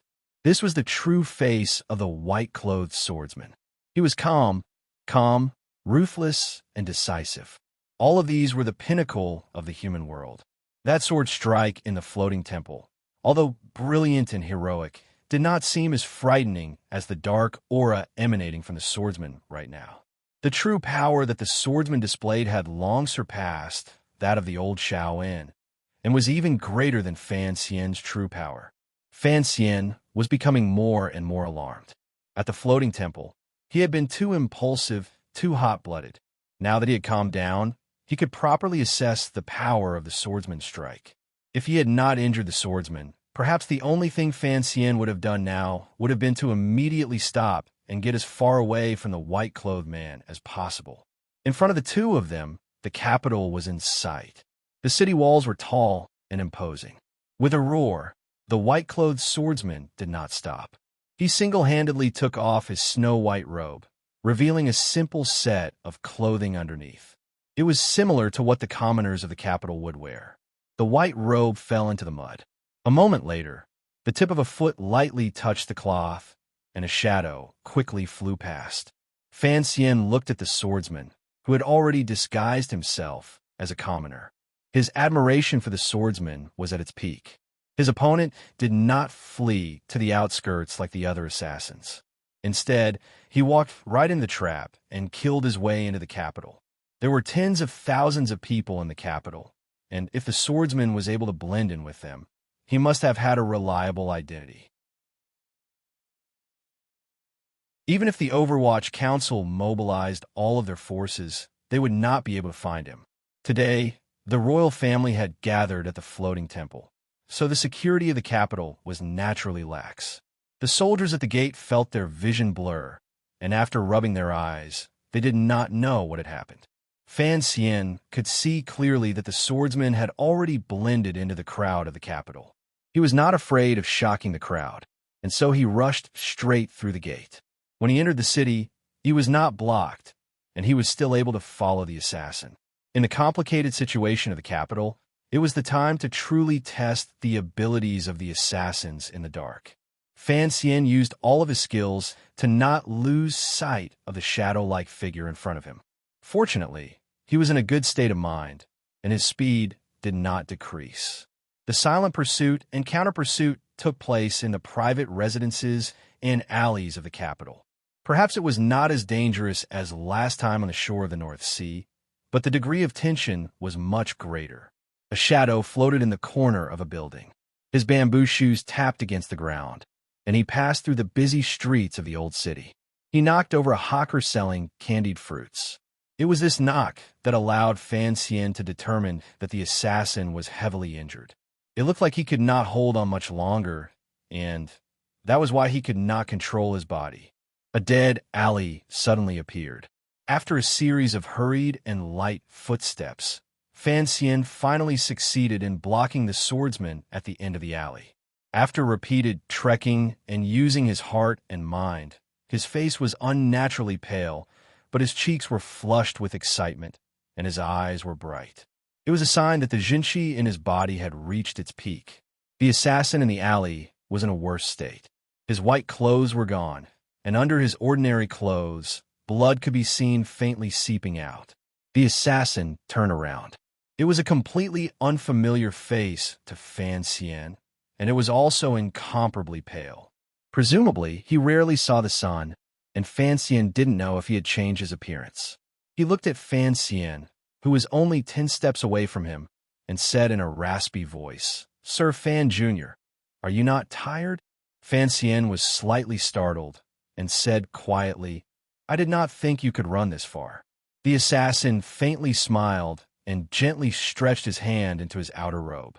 He slowly took out the ancient sword that was as cold as autumn water. With the sword in his hand, his entire temperament changed. He immediately changed from a dark assassin fleeing for his life to a proud swordsman. His entire body was filled with confidence and pride. "I originally did not want to kill you." Fan Xian was silent. He knew that if his opponent had not been injured, he would indeed have had the strength to say such a seemingly arrogant thing. Feeling the cold sword intent at the end of the alley, he unconsciously prepared to pull the trigger of the hidden crossbow, take out the black dagger hidden in his boots, and throw out the poisonous smoke he was most skilled at. But unexpectedly, he did not touch the dagger. The poisonous smoke ran out, and the hidden crossbow was no longer there. "You are naked," the nameless assassin said coldly. The nameless assassin said coldly, "You only have 3 crossbow bolts, 1 dagger, and 14 smoke-bursting pills. And now you are naked." Fan Xian lowered his head slightly, and his expression darkened. He knew that he had indeed run into the capital naked. The 3 treasures that had always helped him were no longer at his side. With these 3 treasures in hand, he dared to fight Haidang head-on. And now, faced with a top master whose overall strength was no less than Haitong's, what could Fan Xian do? He could only pray that his opponent's injuries would act up a little faster, and that Uncle Wu Zhu would come a little faster. The abundant Jinqi in his body had already reached the pinnacle, causing his mind to become firm and confident. The Jinqi that was rapidly circulating in his meridians was like countless naughty children, persuading him to use his own strength to fight fiercely with his opponent. But unexpectedly, he only took a deep breath and suppressed his desire to fight. He looked at his opponent with a gaze without a trace of emotion, smiled and said, "Tell me your identity that satisfies me, and I will not pursue you." This was a deal. This was a deal he had risked to follow this top master all the way to the capital to make a deal. The assassination attempt in the floating temple was too strange. Gong Dian's strange negligence of duty, the ingenious arrangements made during the assassination, the appearance and departure of the assassin before him, and his familiarity with the internal affairs of the Qin kingdom, all revealed a frightening truth. This assassination attempt was definitely not just a single force, and there must have been people from within the Qin kingdom. Fan Xian only needed to know the true origin of this matter, and not act like a warrior to wash away the emperor's shame. He was not simply a loyal official. He cared more about the relationship between this assassination and himself, his father, and the Overwatch Council. Don't say things like integrity. Fan Xian's head was still lowered, and he smiled. "You and I are the same kind of people. I know that promises are meaningless. Give me the information I need, and I will let you go." The assassin was silent, tacitly agreeing to what he said. But just when Fan Xian thought he would accept this seemingly fair deal for both sides, the assassin suddenly said, "The question now is, if I kill you, can I leave as well?" This world was truly wonderful. Fan Xian had valiantly rejected the second prince's proposal of reconciliation and coexistence, which seemed to everyone to be perfect. At this moment, there were also people who had valiantly rejected him. What did he rely on? Of course, it was power. The light of the sword seemed to light up the entire alley in an instant. The autumn leaves were also blown up by the wind of the sword, and they flew chaotically between the two of them. That ancient sword, accompanied by the sad and beautiful leaves, suddenly and decisively appeared in front of Fan Xian. Just like on the top floor of the floating temple, the Jinqi in Fan Xian's body rushed out and gathered on his palms. It was as if he could split the sky and the earth. With a powerful palm wind, he slapped the opponent's face. He didn't even look at the sword coming at him. The palm wind was so strong that it shook the swordsman's hair back like steel thorns. In terms of martial arts, he was not as good as his opponent, so he had to fight with his life. And he knew that the more an assassin killed, the more he valued his life, and the more arrogant he was. How could he trade his life for his own? As he wished, his opponent swung the sword and slashed at his palms. Fan Xian quickly pulled his hands back and turned into 2 black shadows. They went straight for his opponent's temples. The 2 punches were clean and simple, but they were unusually fierce. It was at this moment that the swordsman he was fighting did something that Fan Xian would never have thought possible. The swordsman no longer waved his sword as freely as a master painter. He no longer used the sword in an extremely clever manner. He directly abandoned his sword. The sword left his hand and shot out, heading straight for Fan Xian's throat. His body strangely shrank and dodged Fan Xian's fierce fist wind. He put his hand on the opening of his left boot. He took out a dull and lusterless dagger. Fan Xian gave a muffled cry and pulled back his fist. He used his powerful jinqi to knock the fatal sword away. The ancient sword flew out in a straight line and stuck into the wall of the alley. It trembled and buzzed. What shocked him even more was that his opponent had taken out a dagger from his boot and thrust it at him. This move was all too familiar to Fan Xian. When the swordsman held the ancient sword in his hand, he was open and aboveboard. He was an upright and unparalleled swordsman, so Fan Xian used his tyrannical jinqi to counter him. However, after the swordsman abandoned his sword, his whole body seemed to disappear. He became a phantom in the autumn wind, holding a sharp dagger in his hand, and suddenly stabbed out. This powerful change in temperament happened suddenly. Fan Xian was almost unable to react in time. A small cut appeared on his left arm. In a flash, the two black and gray figures began to fight in the alley. They fought close to each other, using strange methods. The blades were silent, and the tips were sinister. In a very small area, they carried out a very dangerous assassination. Their movements grew faster and faster. They bent their elbows and lifted their knees, lifted their stomachs, and chopped their feet. From the corner of the wall to the wall, they fell to the ground. A series of shocking sounds rang out. If Fan Xian had not been trained by Wu Zhu from a young age, if he had not been steeped in the style of the Overwatch Council, and if he had not always walked this path, he would probably have been pierced with countless bloody holes by that dagger. But no matter how fast he dodged, he was still cut by that dagger, which seemed to be infected with a soul-devouring aura, and countless bloody wounds appeared on his body. His opponent must have been very clear about the structure of the Overwatch Council's uniform. The point of the dagger cut all the places that were not heavily protected. But what made Fan Xian's heart jump was that his opponent had studied him very thoroughly. He had calculated the path of his attack.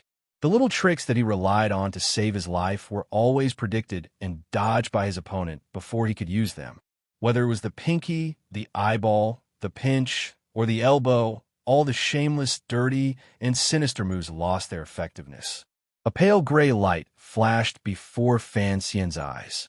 The tip of the dagger pierced straight down. This made him think of Wu Zhu's staff. It made him think of Wu Zhu's words, straight, ruthless, and accurate. The reason why Fan Xian could still reminisce about the past, even when he was about to die, was because he still had a move called the Coffin Breaker.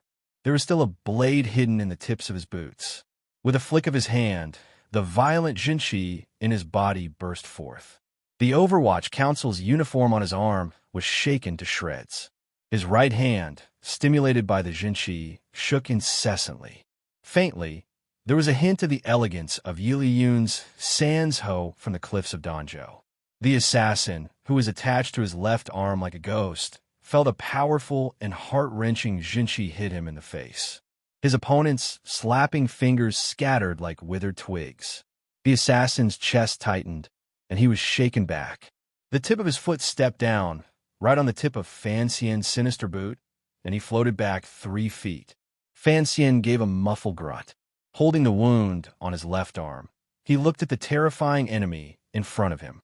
Seeing that his opponent was also covering his mouth and bleeding, he felt a little more at ease. But Wu Zhu hadn't arrived yet. The assassin moved his elbow, holding the great dagger horizontally in front of his eyes. In a raspy voice, he said, "I learned this from you." Fan Xian's face was gloomy. He could feel his energy seeping out of his wound. "You're welcome," he said coldly. There was no time left for him to treat his wounds and adjust his breathing, and it was clear that his opponent was more resilient to injuries than Fan Xian was. So Fan Xian did not say anything else. He tapped the wall with the tip of his foot and knocked down a few gray bricks. His whole body was already pouncing forward like a tiger. The assassin took a step back, leapt up, and backhanded his dagger, stabbing towards Fan Xian's temple. Fan Xian's figure paused. His aura changed from ruthlessness to softness. His entire body took a risk as he circled a small circle around the dagger.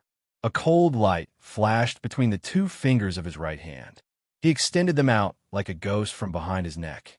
In an instant, He was about to gently pinch the poisonous needle and stab it into the hand that held the dagger with unusual stability between the thumb and index finger. But he didn't expect that the dagger the assassin used to backhand was a feint. When the tip of the needle reached out, his opponent had already calmly pulled back the dagger by 3 inches, allowing the poisonous needle to stab into the horizontal surface of the dagger. The tip of the needle was a few inches short, and it seemed extremely fragile. Immediately after, the assassin's knee struck the back of Fan Xian's waist. A sharp pain made him turn his body sideways, and then he saw that the terrifying dagger was only a short distance away from his chest. Looking at the dagger, Fan Xian felt hopeless. His opponent had been so well prepared that he even knew the location of his 3 life-saving hairpins. And Wu Zhu still hadn't arrived. Receiving a heavy blow to his waist, Fan Xian's muffled grunt turned into an extremely berserk cry. At the moment of life and death, he finally stimulated the greatest potential in his body. He absorbed all of that powerful killing power into the snowy mountain, urged his powerful Jinqi to move to his arms, and clamped down on the dagger. His palms clamped down on the dagger, and there was a very unpleasant hoarse sound, as if a red-hot iron was slowly scratching across the core soles of his feet. The two of them were so close that Fan Xian could see the glimmer of a smile in his opponent's eyes. Things like bad luck always came together. At this moment, Fan Xian had already reached the most dangerous moment. The biggest hidden danger in his body had finally exploded and let out a fatal roar. The ruthless Jinqi was like a disobedient child or a beast that was difficult to tame. Unusually unsteadily, it began to pulse through his meridians. The accumulated Jinqi in the snowy mountain seemed to have finally broken through its limit following this exhausting battle. It exploded. In such a short moment, Fan Xian already felt a pain he had never felt before. Every nerve in his body that could feel felt as if it had been torn apart. It was incomparably painful. The Jinqi in his body wildly broke through the walls and charged into his body. In a moment, it disappeared into his organs and could no longer be moved. Without all of his Jinqi, his palms were powerless. With a soft sound, the dark dagger that had been unable to truly stab Fan Xian pierced into his chest in such a simple and even somewhat absurd manner. Fan Xian loosened his palms and looked incredulously at the dagger that had suddenly appeared in his chest. He could only see the back of the dagger. Even the top assassin seemed to be stunned. He looked stupidly at the dagger in Fan Xian's chest and did nothing else. After an indeterminable amount of time, the pain finally reached Fan Xian's brain. Only then did he understand that he had been stabbed deeply. He was afraid that his little life would be lost in a small alley in a different world. He was unwilling. There were still many things he had not done. He had not had a child, had not copied the 78th chapter of Dream of the Red Chamber, had not gone to the palace treasury to see Yi Qingmei's furniture, had not gone to the temple to peep, had not stood in the great hall of the royal palace to announce his identity to the world. Most unwilling of all was, "Blind man, why haven't you come yet?" Accident. Surprisingly, other than Fan Xian, who did not forget his previous life, Zhou Xingxing, the person who said these 2 words, was also the swordsman opposite him. However, Fan Xian said it with great unwillingness, and the other person said it with great innocence. The assassin finally let go of the dagger in his hand. Fan Xian's legs softened, and he fell to the ground. When the Qing Emperor's most elite tiger guards finally arrived at the alley with great difficulty, they did not have time to participate in this fierce battle. They only had time to watch a commoner-like person let go of the dagger in Sir Fan Jr.'s chest. Then, he became a black shadow and swept past the wall at the end of the alley. As for Sir Fan Jr., the incomparably powerful figure that these tiger guards secretly talked about, he fell stiffly to the ground in the alley like a drunkard. After him, one of the tiger guards growled in a low voice. "Split into 2 and rescue him first." The leader of this group of tiger guards, Gouda, had a murderous and gloomy face. He crouched beside Fan Xian and looked at the young official who had brought him to Northern Qi. He was extremely nervous and worried. After an indeterminable amount of time, a voice finally rang out in the alley. I won't die. Fan Xian leaned against Gao Da's chest, panting. He looked at the large patch of dark red on his chest. It wasn't deep enough, but quickly get the royal doctor, go to the manor, and find my sister to get an antidote, and ask His Majesty to urgently summon Fei Jie back to the capital. My life is important. Having said this, Fan Xian closed his eyes and fainted. But before he fainted, he used his somewhat blurry eyes to look at the mud wall that the assassin had escaped through. The strange situation after the accidental injury had already allowed him to vaguely guess the identity of that terrifying assassin. But this matter was too complicated, too frightening, so frightening that he would rather unconsciously let himself fall unconscious than continue thinking about it. To be continued. If you want to know what happened next, please log on to www.cmfu.com. There are more chapters. Support the author. Support the original reading.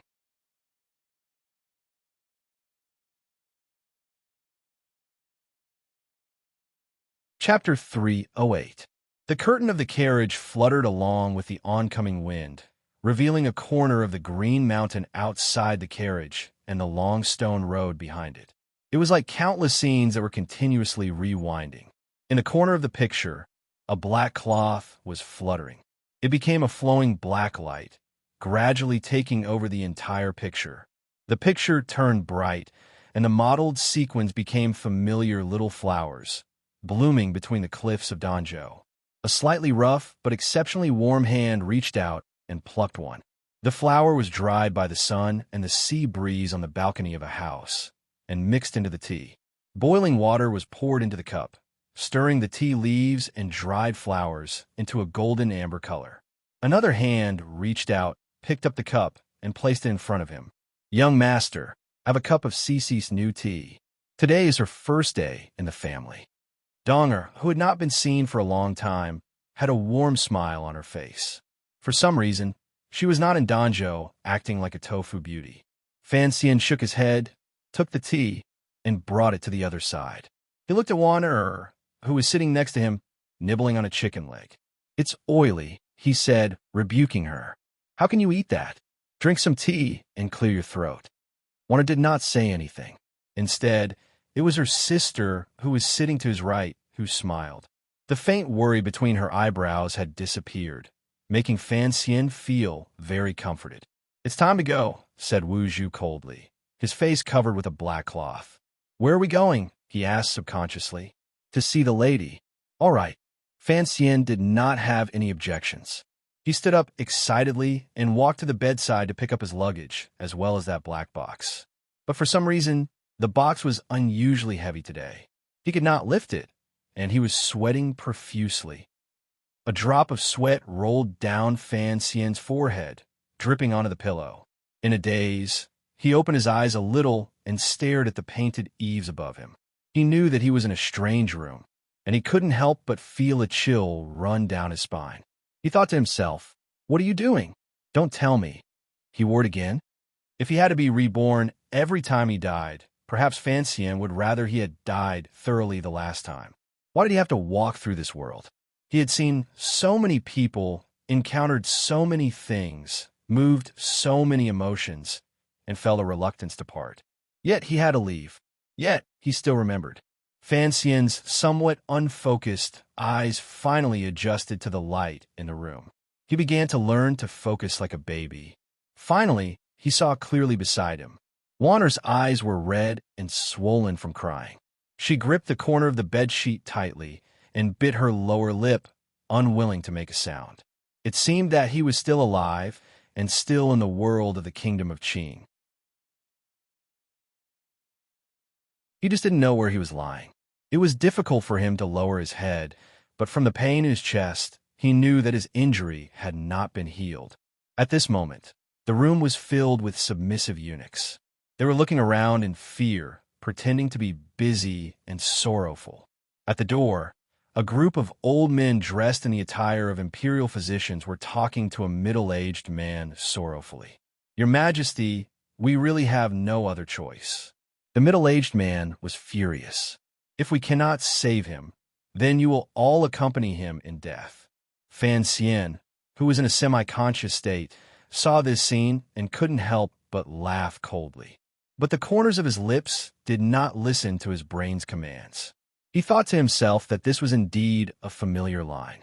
"But you, the Emperor, are only venting your anger when I am about to die. You don't seem very kind."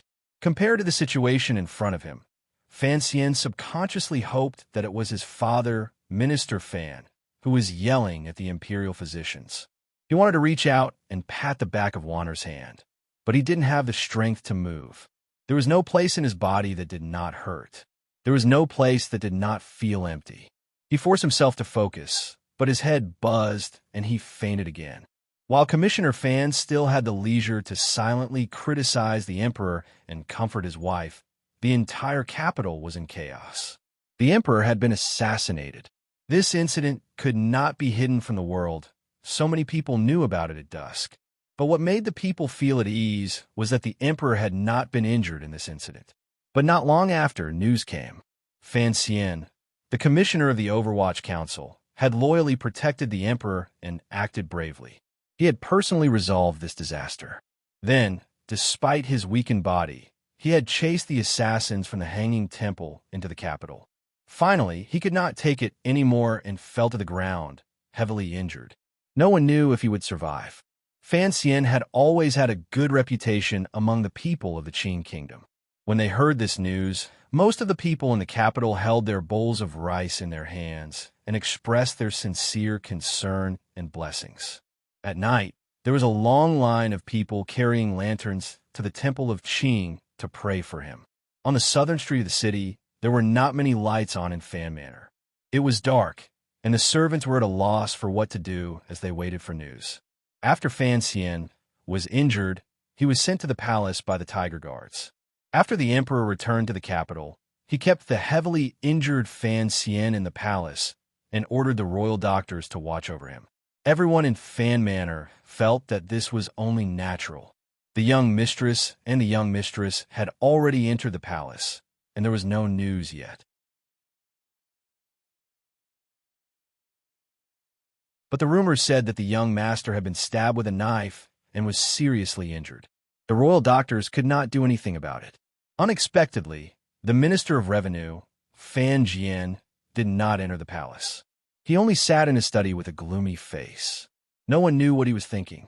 After such a big incident, Chun Pingping could not stay in the Chun Garden in the suburbs to watch beautiful women dance. He sat in his wheelchair and returned to the Overwatch Council. The first thing he did was to investigate the assassination. At the same time, he took over the bodies of the young eunuch and the 9th-level master who had been captured in the Hanging Temple. King Jing had already rushed into the palace. Princess Ro Jia stayed in her room to cry. Who knew how many young girls in the capital were grieving? The second prince shut the gates of the prince's mansion tightly and forbade any of his subordinates from inquiring about any news or responding in any way. He knew that he was in a very dangerous situation. In these troubled times, any inappropriate action would bring disaster upon himself. The great prince stood guard outside Guangxin Palace, where Fan Xian was being rescued. He paced back and forth. Igui Pin also stood outside Guangxin Palace with the third prince. Today, the third prince's life had been saved by Fan Xian. Putting aside the fact that Igui Pin was a relative of the Fan Manor, as a woman of the palace, she knew what was behind the Emperor's anger. She also knew what kind of attitude she should show. The Empress did not come. The Crown Prince only pretended to be concerned about Fan Xian and comforted Wanner and Ro. He also asked the Emperor to take care of his body and then return to the Eastern Palace. According to other news, although the Empress Dowager had only sent Eunuch Hong to take a look, the old man was burning incense and praying in the little memorial hall behind Hongguang Palace. The news that Fan Xian was heavily injured and on the verge of death made all the powers of the Qing Kingdom react in the most realistic way possible. They couldn't help but feel that it was ridiculously cute. Guangxin Palace used to be the eldest princess residence in the palace. It was also the place Fan Xian had come to the first time he had entered the royal palace at night. However, he had never stayed in the sleeping palace, so in the moment he woke up, he did not recognize that he was lying in the royal palace. Although Fan Xian had been heavily injured for the emperor's sake, it was still inappropriate for an official to be left in the royal palace to be treated. Fortunately, he still had the identity of being the eldest princess son-in-law. With a creak, the door to Guangxin Palace was pushed open. The emperor walked out with a serious expression. He glanced at Fan Ruo, who was about to cry by his side. Fatigue appeared between his brows. Eunuch Yao said in a trembling voice, "Your Majesty, you should go and rest. Sir Fan Jr. has the royal doctors here to treat him. You should be fine." A cold light flashed through the emperor's eyes. "Those useless people. Your Majesty, I want to go in and see." Fan Ruo steadied her state of mind and bowed to the emperor. "But the royal doctors will not let me in." The emperor furrowed his brows. "Why?" He noticed that there was a very ordinary box next to Miss Fan's feet. Fan Ruo bit her lip and said, "Brother still hasn't woken up, but the tiger guards told me to bring him the antidote he normally uses. He must have known before he fainted, but the royal doctors do not believe me." The emperor stood silently on the steps. The royal doctors had their own procedures for treating patients. It was normal for them to refuse Fan Ruo's medicine. But the emperor now was different from how he had been for many years.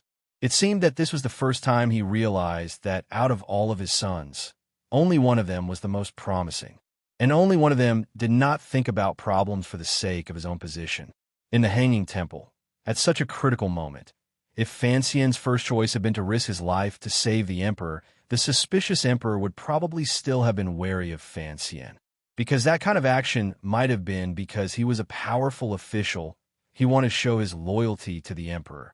A person who was an emperor never believed in visible loyalty. But the problem was, Fan Xian chose to save the third prince first. If it was investigated further, the imperial censorate could even use this detail to accuse Fan Xian of treason. But the emperor was not a normal person. From this detail, he thought he saw that under Fan Xian's shrewd exterior, there was still a warm and kind heart, just like that woman in the past. What was funny was that in that instant, Fan Xian did not think this way. The problem was the emperor did not know. So, the emperor was very pleased. After learning that Fan Xian was heavily injured and was about to die, his heart, which had not wavered for many years, finally trembled a little. He even began to wonder if he had squeezed Fan Xian too much. After the self-doubt, he felt a sliver of unreasonable jealousy toward Fan Xian. A sliver of anger that could not be expressed to the heavens. Such an excellent young man. Why? Could he only be his son? How about his sons? The eldest was too straight, the second too fake, the third too young. As for the crown prince, the emperor laughed coldly in his heart. Did this little bastard think I didn't see him purposely step on that wine cup? So, he left Fan Xian in the palace.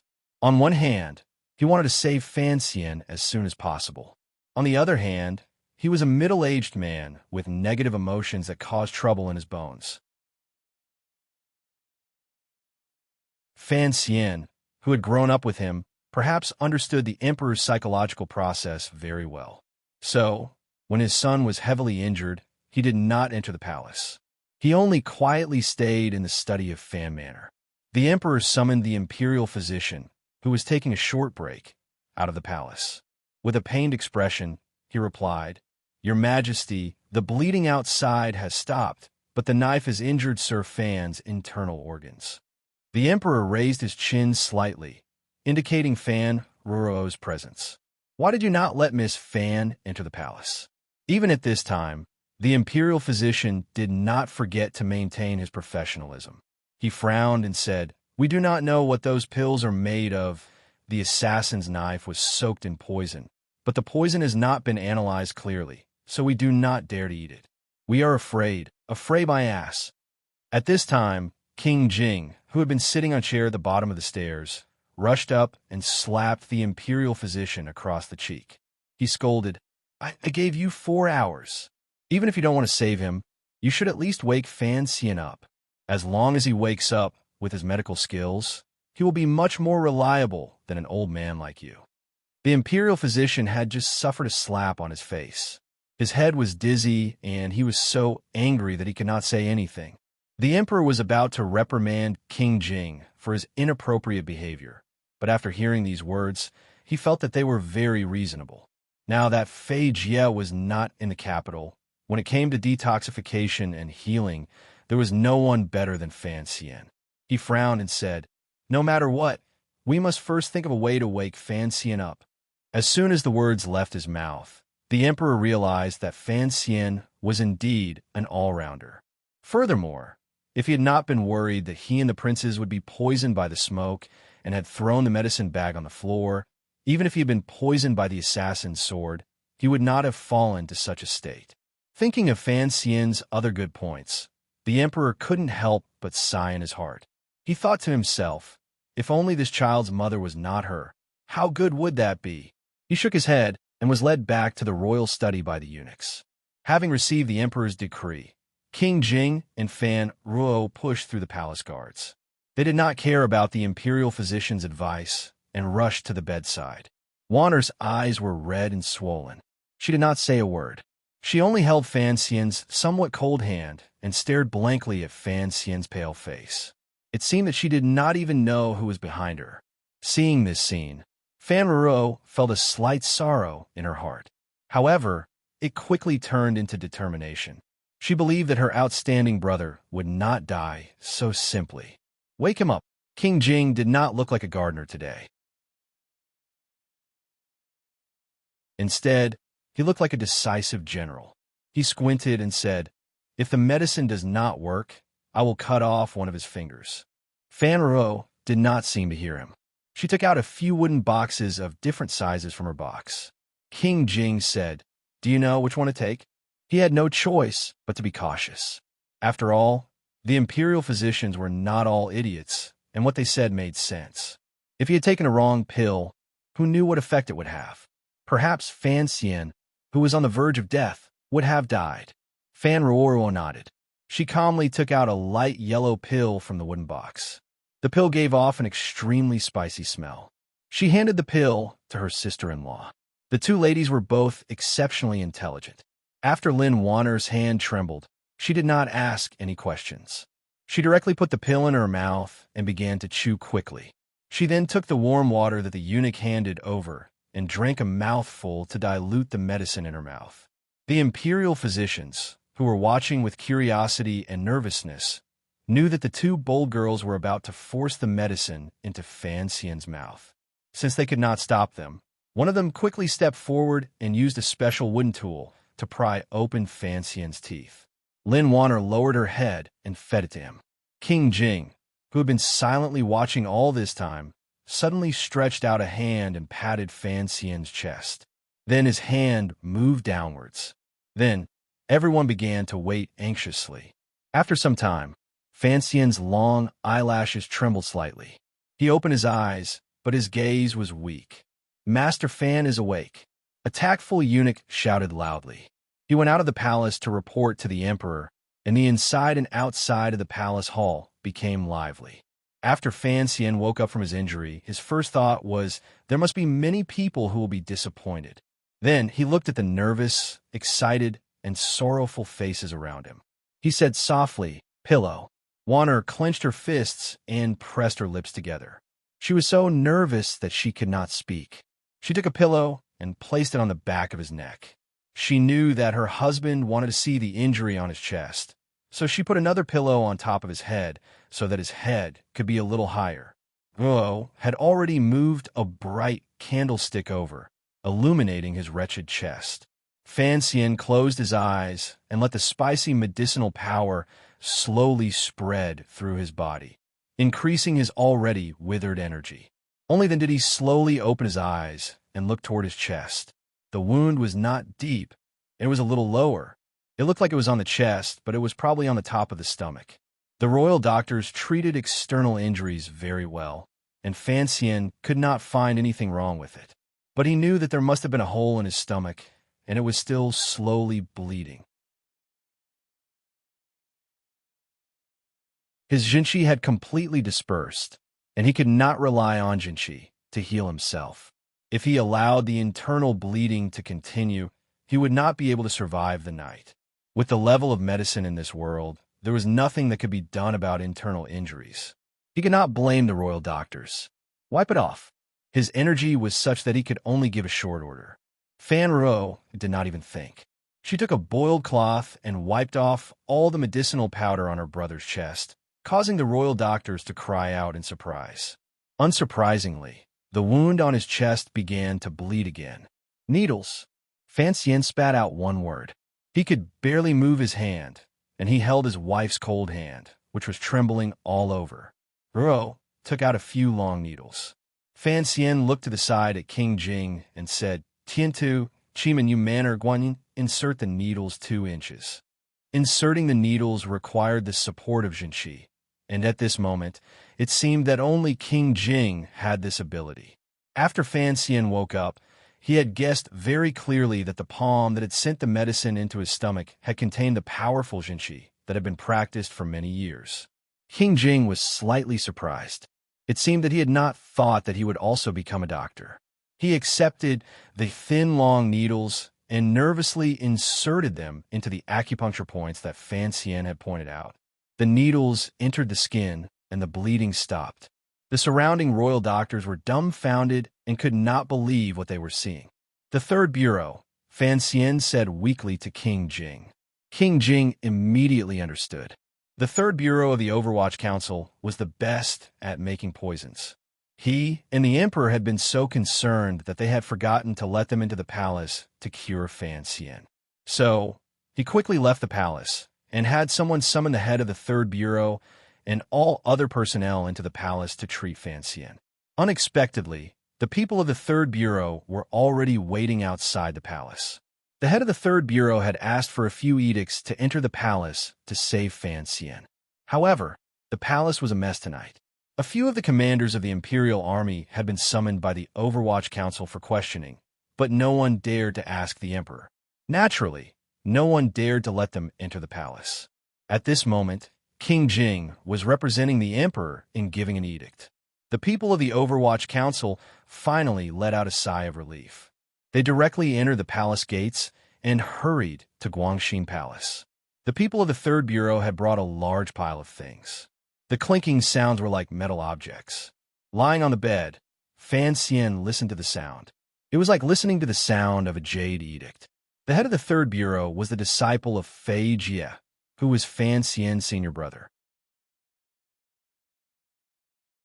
In the Overwatch Council, he had always been on good terms with Fan Xian.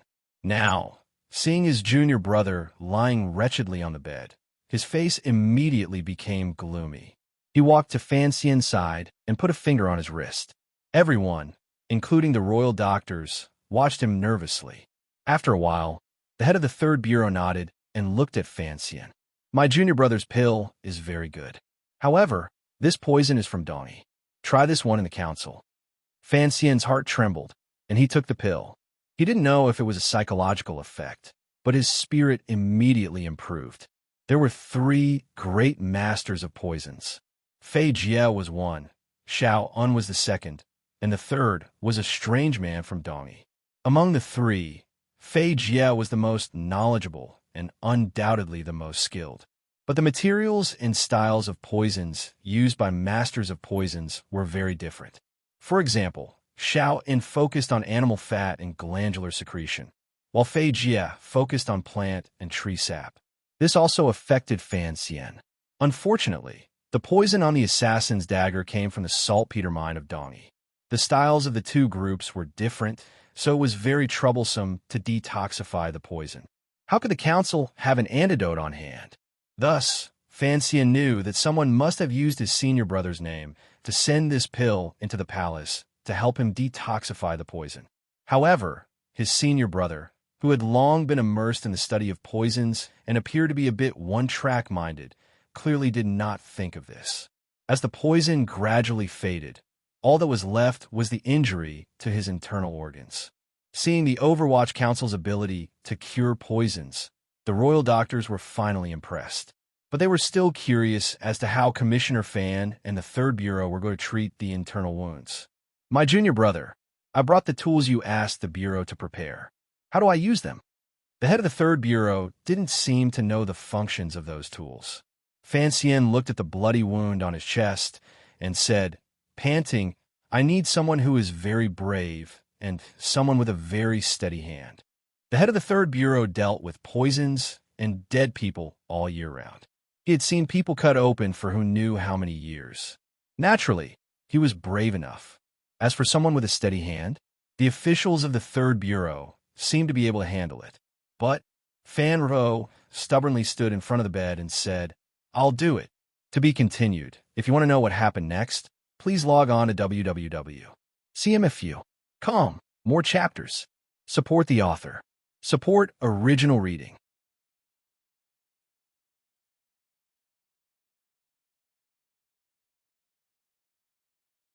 Chapter 309. Fan Xian, who was lying on the bed with a haggard face, immediately expressed his opposition. First of all, he did not have much confidence in his suturing skills. Second of all, he did not want his sister, who had always been clean and weak, to see his bloody chest and abdomen. Furthermore, he would have to touch it with his own hands. Warner, you leave as well, Fan Xian said in a hoarse voice. Take your sister out. Wana did not say anything. She only shook her head gently. Ruo insisted. My hands are the most stable. Hearing Miss Fan speak so confidently, everyone, including the head of the third Bureau, was surprised. Fan Xian looked at her. He saw that the girl's usually calm eyes were gradually filled with confidence. His heart skipped a beat. No one knew what he was thinking, but a faint smile appeared on his pale face. It will be very disgusting later, and you're my family. Logically speaking, I should not choose you. But since you insist, then you can stay. After saying so much, he felt a little tired. Before he could say anything, Warner, who was next to him, shook her head again. She still did not say anything. There was a moment of silence. The candlelight shone on Fan Xian's face. He forced a smile and said, Then what are you all waiting for? It is only a small operation.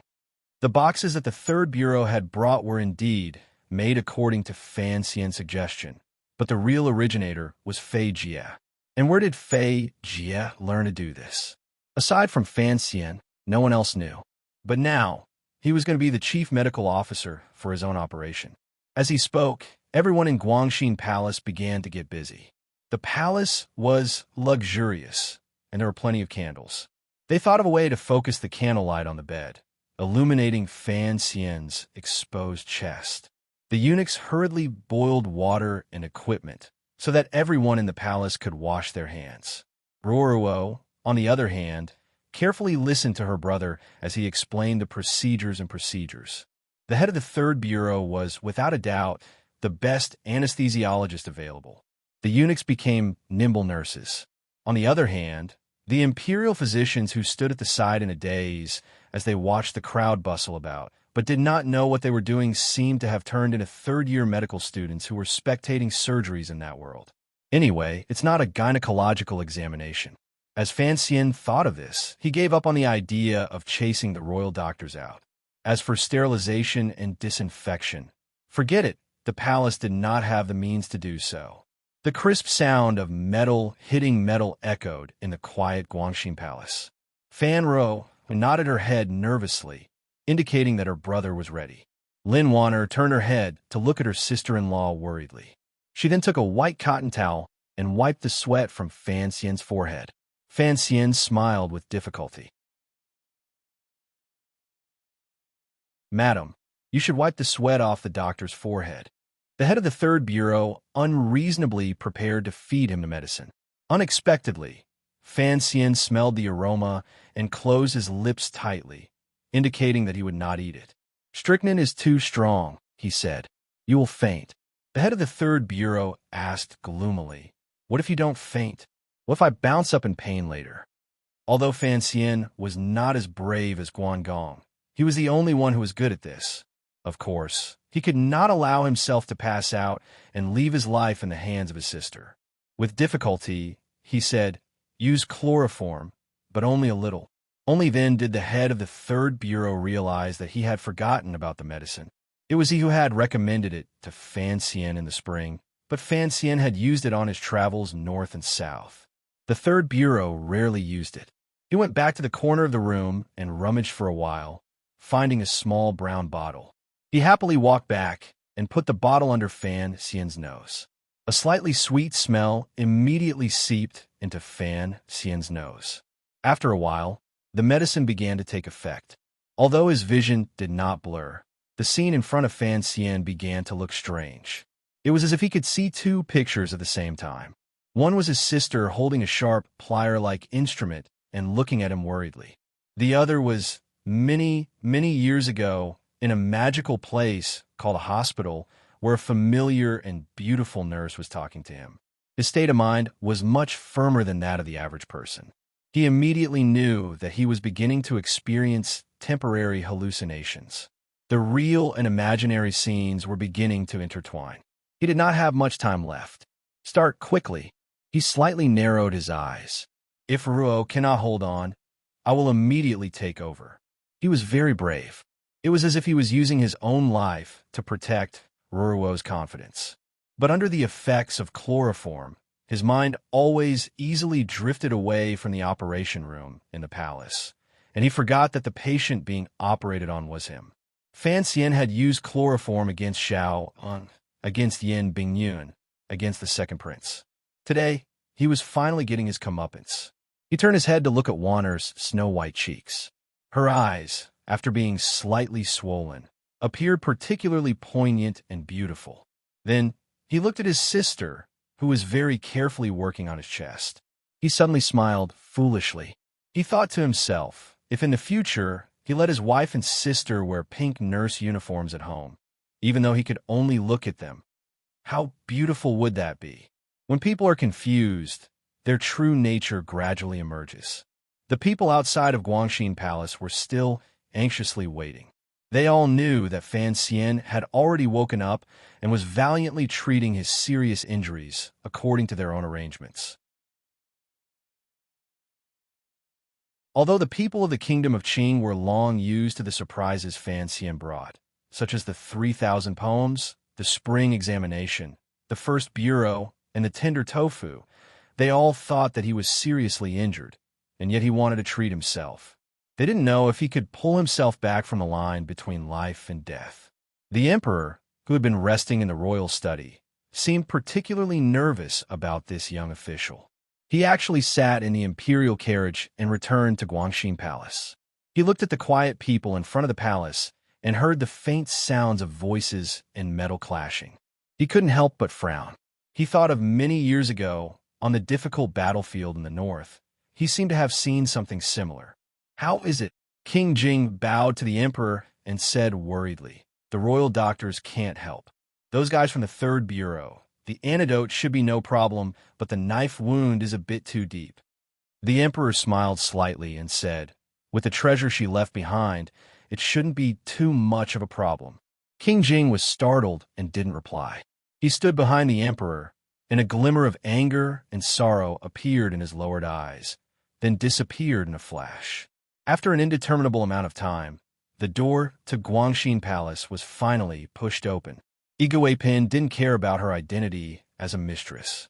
She pulled the third prince over and anxiously asked, "How is it?"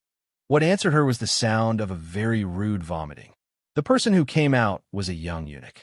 He had been in charge of delivering the instruments in the palace earlier.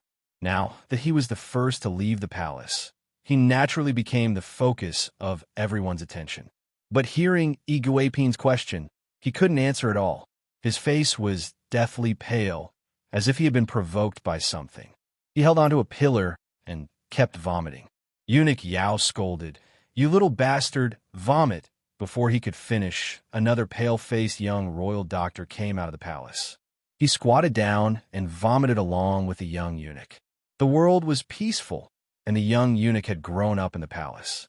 He had seen caning before, but he had never seen such a gloomy scene in the palace.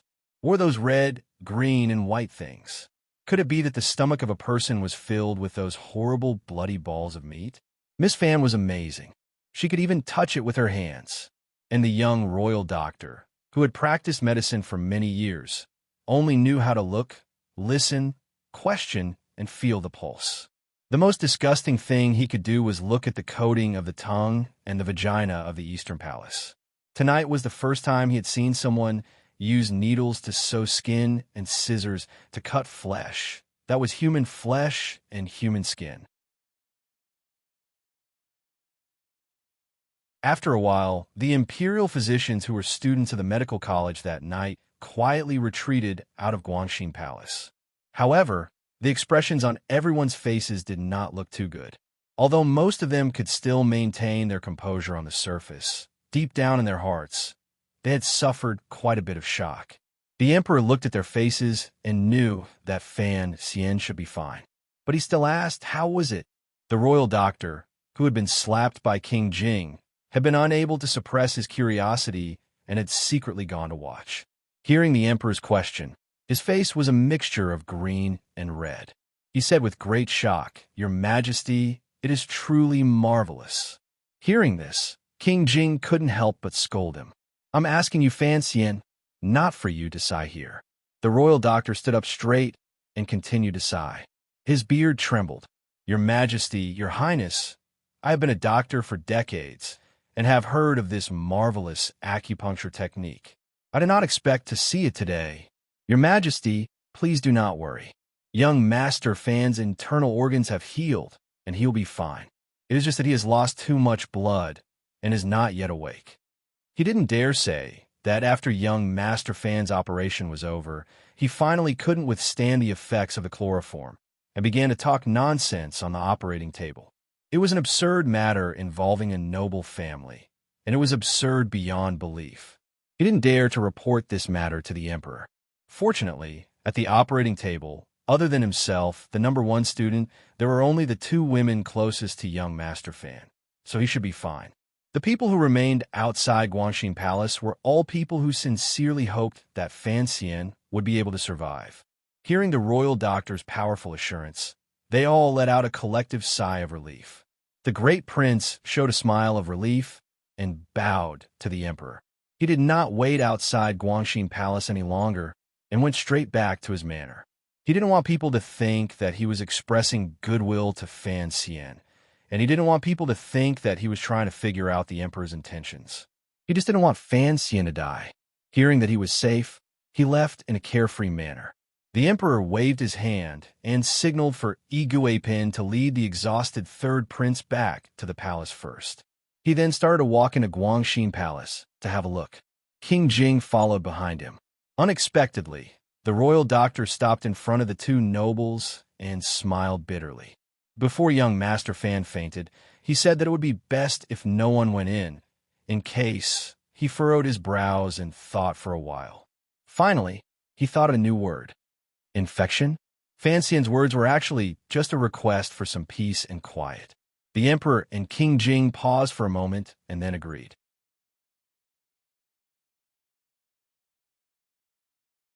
Unexpectedly, they looked at the royal doctor with a fanatical expression. "Your Majesty, I think that young Master Fan's medical skills are excellent, and that he should take up a position in the Imperial Academy of Medicine. He can treat the nobles in the palace, and he can teach students to benefit the people of the Qin Kingdom. As they say, his fame will last for 1,000 years. This was a very good request, and there was no selfishness in it. But the situation was tense, and the emperor couldn't help but get angry before King Jing could. He yelled angrily, "He hasn't woken up yet, and you're taking him for what? Fan Xian is so talented. How could he be restricted to such matters?" King Jing wasn't angry. He chuckled and muttered, "Being a doctor is better than being a patient." The officials of the 3rd Bureau finally retreated and bowed respectfully to the emperor. After receiving a few words of encouragement from the emperor, they left the palace, somewhat exhausted. In Guangxin Palace, aside from eunuchs and serving girls, there were only Fan Xian, Wan'er, and Ro. Lin Wan'er looked at Fan Xian with a pained expression and then at her sister-in-law, whose face was pale. She gently wiped the sweat from her brow. This was what Fan Xian had said earlier. Fan Ro's hand, which had been steady until now, finally began to tremble. She knew that under her brother's command, she had accomplished something incredible. Her brother's life should be saved. Her mind relaxed for no reason, and her legs gave way. She almost fell to the ground. Lin Wan held her up and laughed at herself. She still didn't say anything. The meaning behind her smile was clear.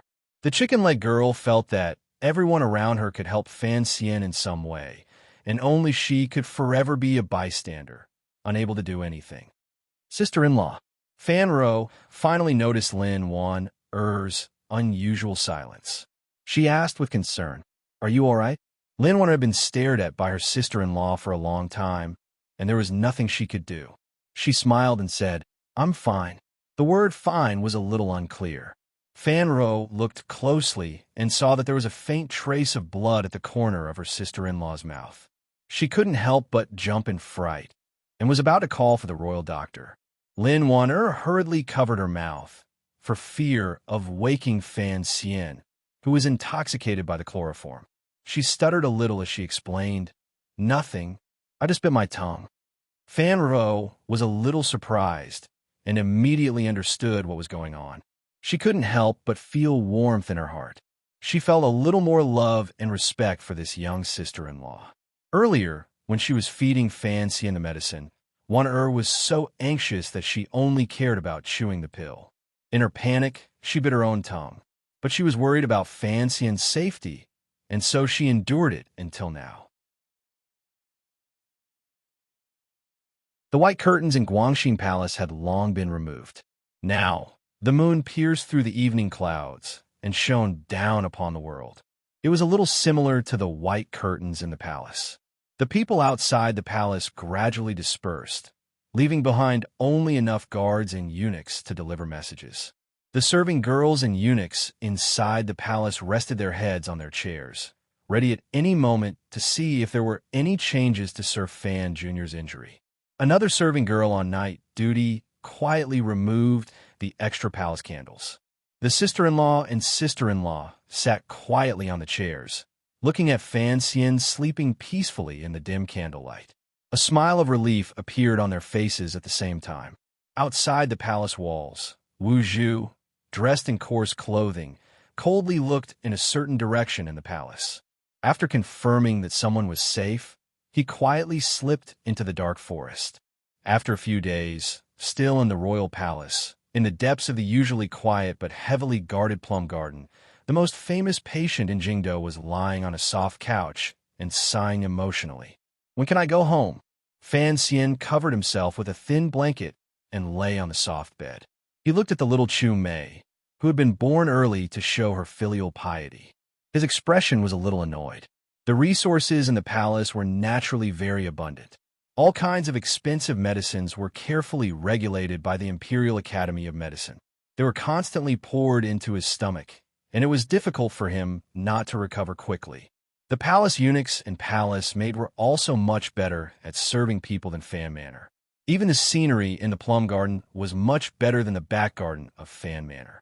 In addition, his wife and sister had received a special edict to be by his side every day. With the autumn sun shining on him, the quilt covering him, and the little beauty accompanying him, it seemed to be no different from his life at home, except that there was no swing. But he still wanted to go back to Fan Manor, because he always felt that was his true home in the capital.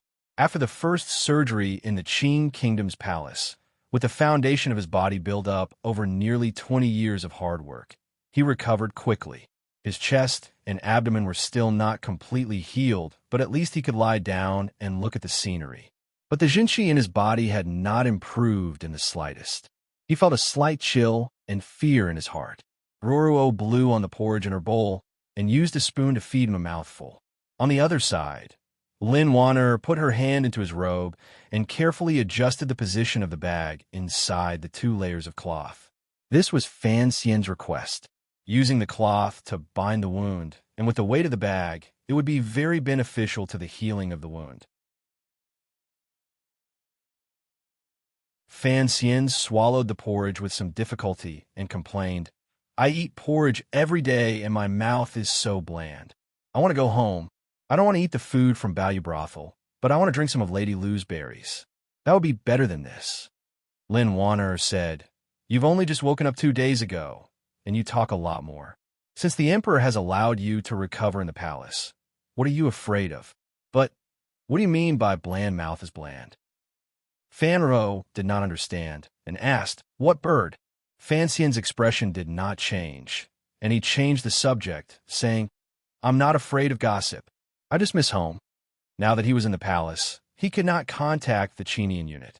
The Emperor had ordered him not to worry about anything, so Wanner and Ro did not leave the palace. The other eunuchs and serving girls did not say anything. It had already been a few days since the assassination in the floating temple, and he did not know anything about it. He could not ask the old cripple about the shadow, and that made him very uncomfortable. Today, I have to go to the hospital to settle my account, so I can only write this much. You're tuning in to the Warrior Lore YouTube channel. Don't forget to subscribe and join us on this journey to catch the most captivating stories.